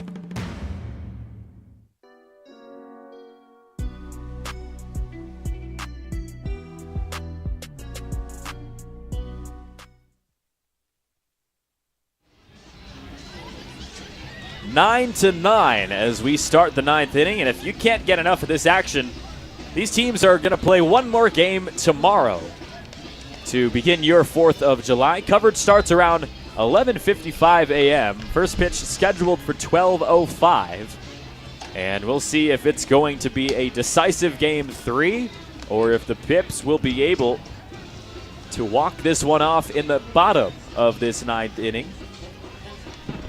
As Owen Egan, who was playing left field tonight, comes in to pitch. As let's get a quick shot in left field to see who's playing out in left field now. As it looks like that's Aiden Morrison coming out to play left field defensively for Yakima Valley, as Preston Allen stays over at third. Now pitching for the Pippins, number 15, Owen Egan.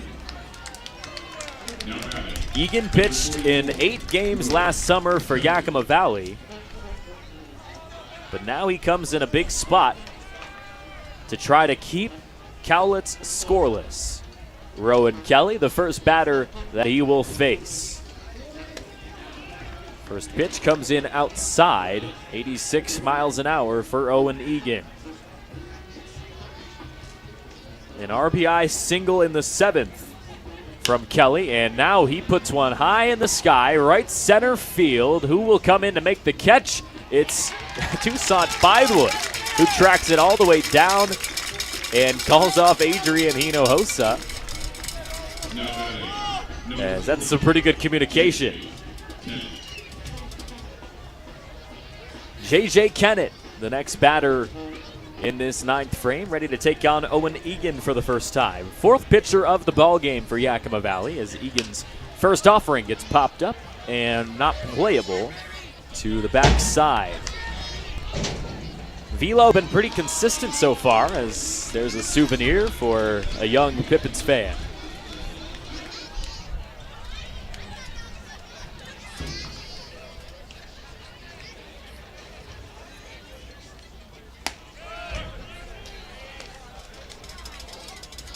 Kennett 1 for 3 tonight with a walk drawn as well.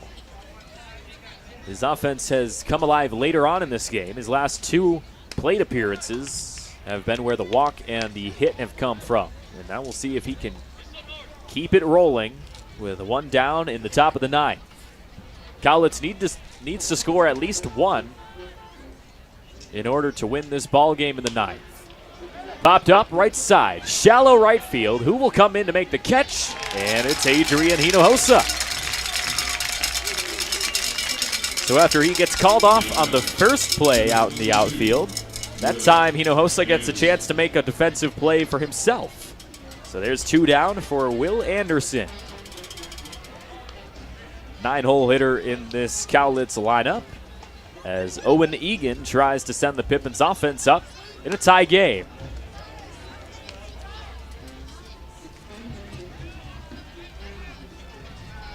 Pippins won last night's game 1, 6-4. Very competitive once again tonight, but a lot more offense from both of these teams. 1-1 for Will Anderson. And that time, Egan just misses outside.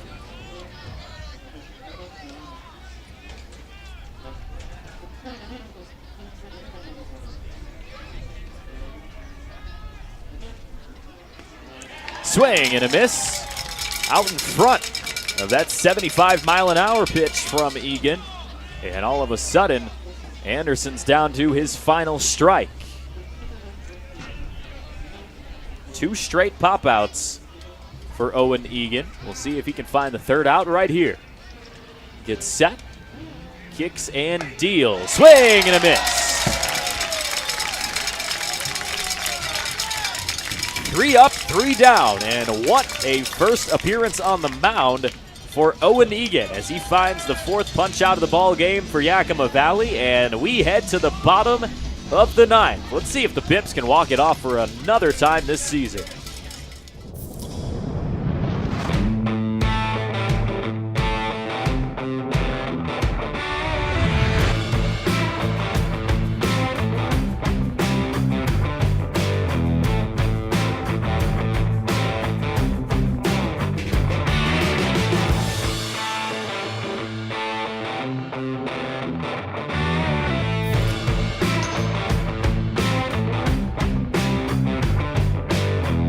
At Cascade Natural Gas, we help smart businesses cover their bases.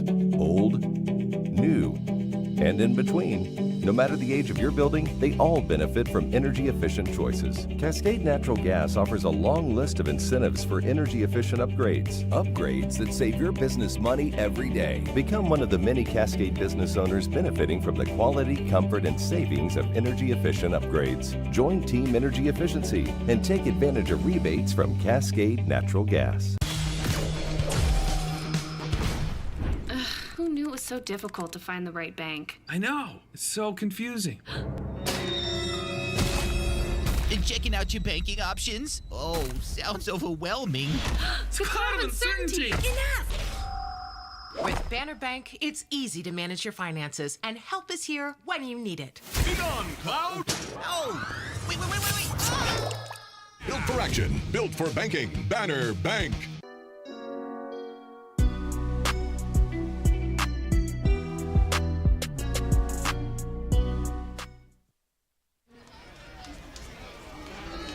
Calvin Broski comes out in the bottom of the 9th as we are tied 9-9 here in Game 2. Pips won Game 1 by a final score of 6-4 last night. A chance with Preston Allen at the plate to walk it off as Allen rifles one to right field, and he has a leadoff single, his 2nd hit of the ball game. And the Pips have the winning run over at first. Now batting, number 22. And we will have a pinch hitter, and look at this. Zach Blazak coming in to hit for Yakima Valley. He's been dealing with an injury since the road series against this Cowlitz team. He went toppling over the right field fence, ended up kind of hurting his ankle a bit. He's been recovering ever since, but a .308 batting average coming in to pinch hit for Julian Angulo. So he lays down a bunt and a slip in the infield. So Blazak takes one pitch and reaches on a successful bunt. He was working on it with the rest of this Pippins offense during batting practice earlier today. He was actually the guy throwing the mock pitches to this Yakima Valley team, as he wasn't really even taking batting practice as he was recovering from injury. But instead you see him still kind of hobbling as he runs out back to the dugout, and he will trade helmets with Casey Wayne, who comes in to pinch run for Yakima Valley. Reese Sherman to the plate. Winning run in scoring position at second. And now, what will happen here?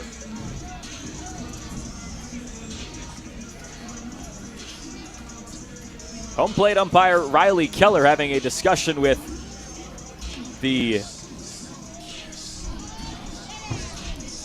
I guess you'd call him the interim manager, as Kelly Stinnett was ejected from this game earlier in the 6th inning.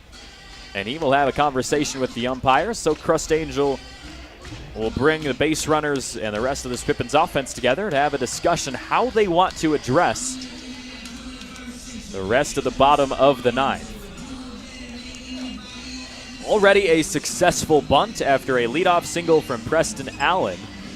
And with Allen at second, Wayne at first, things become very difficult for this Cowlitz defense with no outs in the bottom of this 9th inning. Pips broke up a 4-game losing streak last night by beating this Cowlitz team, and a chance to make it 2 in a row if Sherman or some of these other future bats in the lineup for Yakima Valley can help put something together. Reese Sherman tonight, 1 for 2 with 2 walks and 2 runs scored as well. Pretty productive outing for the Pippins catcher, and we'll see what he has in store against Calvin Prosky. We'll see if the bunt gets laid down or if Sherman gets to swing away.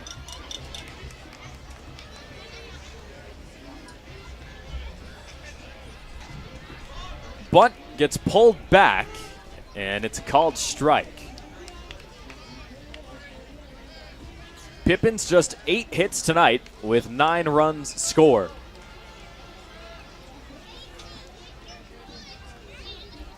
Anderson coming in, waiting for that bunt once again, and it's 1 ball and 1 strike as Sherman pulls it away. A lot of strategy being used now for Yakima Valley, trying to manufacture a winning run as Sherman's bunt gets pulled back, called strike on the outside. Now it becomes a little bit tougher in a 1-2 count to put a successful bunt together. So Sherman steps back in, ready to take on Calvin Prosky. The 1-2. Misses the zone. 2 balls and 2 strikes.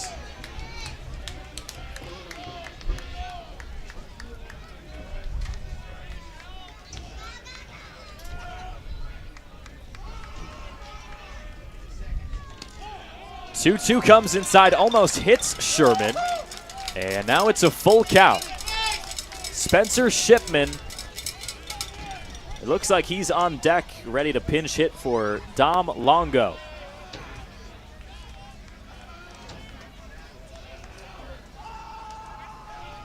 The 3-2. Sherman stays alive as he fouls that pitch off the backside. Bunt is taken off in this full count. And now we'll see if Reese, with 1 swing of the bat, can give the Pips their 2nd win and the series victory against the Cowlitz Black Bears. 3-2, another foul tip.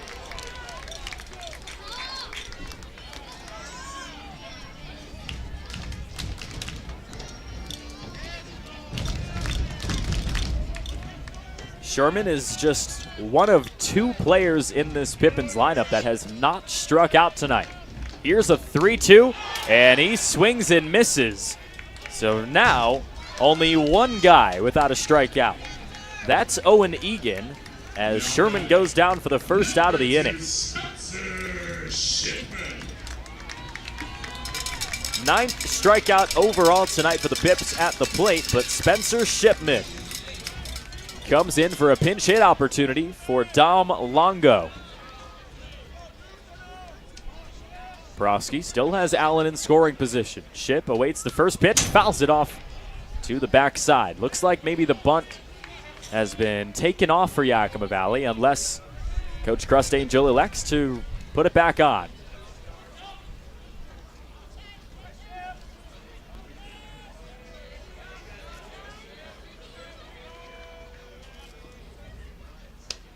A 1 pitch just misses up high. Pippins have had walk-offs from Drew Johnson and Preston Allen so far this season. We'll see if Spencer Shipman can add his name to that list. The 1-1 is foul tip for strike 2.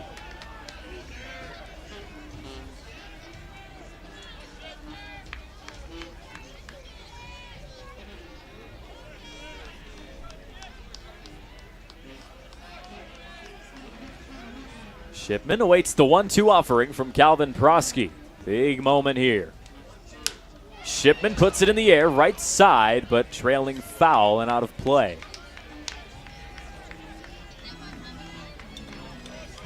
Owen Egan will swing the bat after Shipman if he gets a chance to. We'll see if Ship can just end this game right here. The 1-2. Shipman hits it on a line, shallow center. Allen will get the stop sign flashed as Coach Crustangel had to come halfway to home plate just for Allen to even see him. But some clutch hitting that time from Spencer Shipman. As that single into center loads up the bases for Owen Egan. Made his Pippins debut tonight. He's played in left field. He just pitched in the top of this 9th inning, and now he has a chance to walk it off for Yakima Valley at the plate. Can't ask for a much more exciting beginning to your 2024 campaign if you're Owen Egan. First pitch coming from Prosky. Comes in up high for ball 1.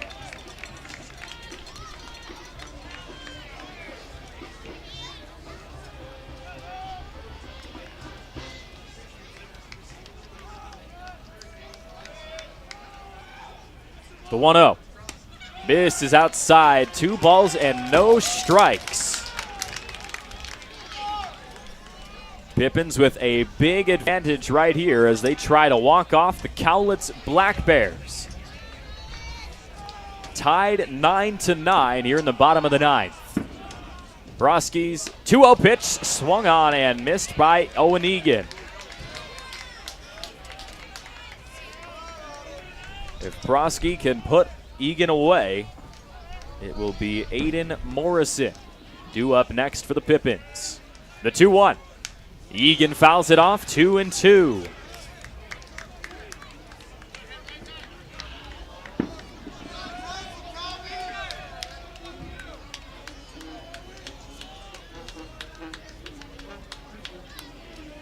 So Prosky gets set, 2 balls and 2 strikes. Against the utility man, Owen Egan. Here it comes. Egan lines this one. Down into center field. Another walk-off.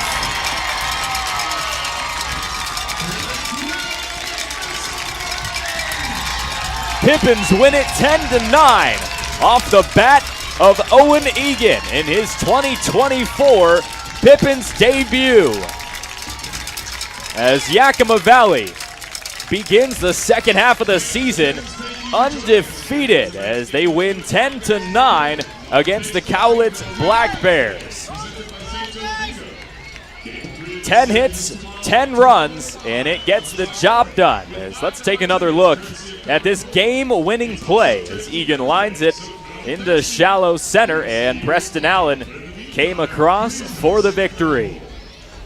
What an exciting game and an exciting series so far between these two teams. We'll do it again tomorrow, but the Pippins have already taken the series. We'll see if the Pips can find their first sweep of the season in winning fashion after Cowlitz swept the Pips on the road just a couple of weekends ago.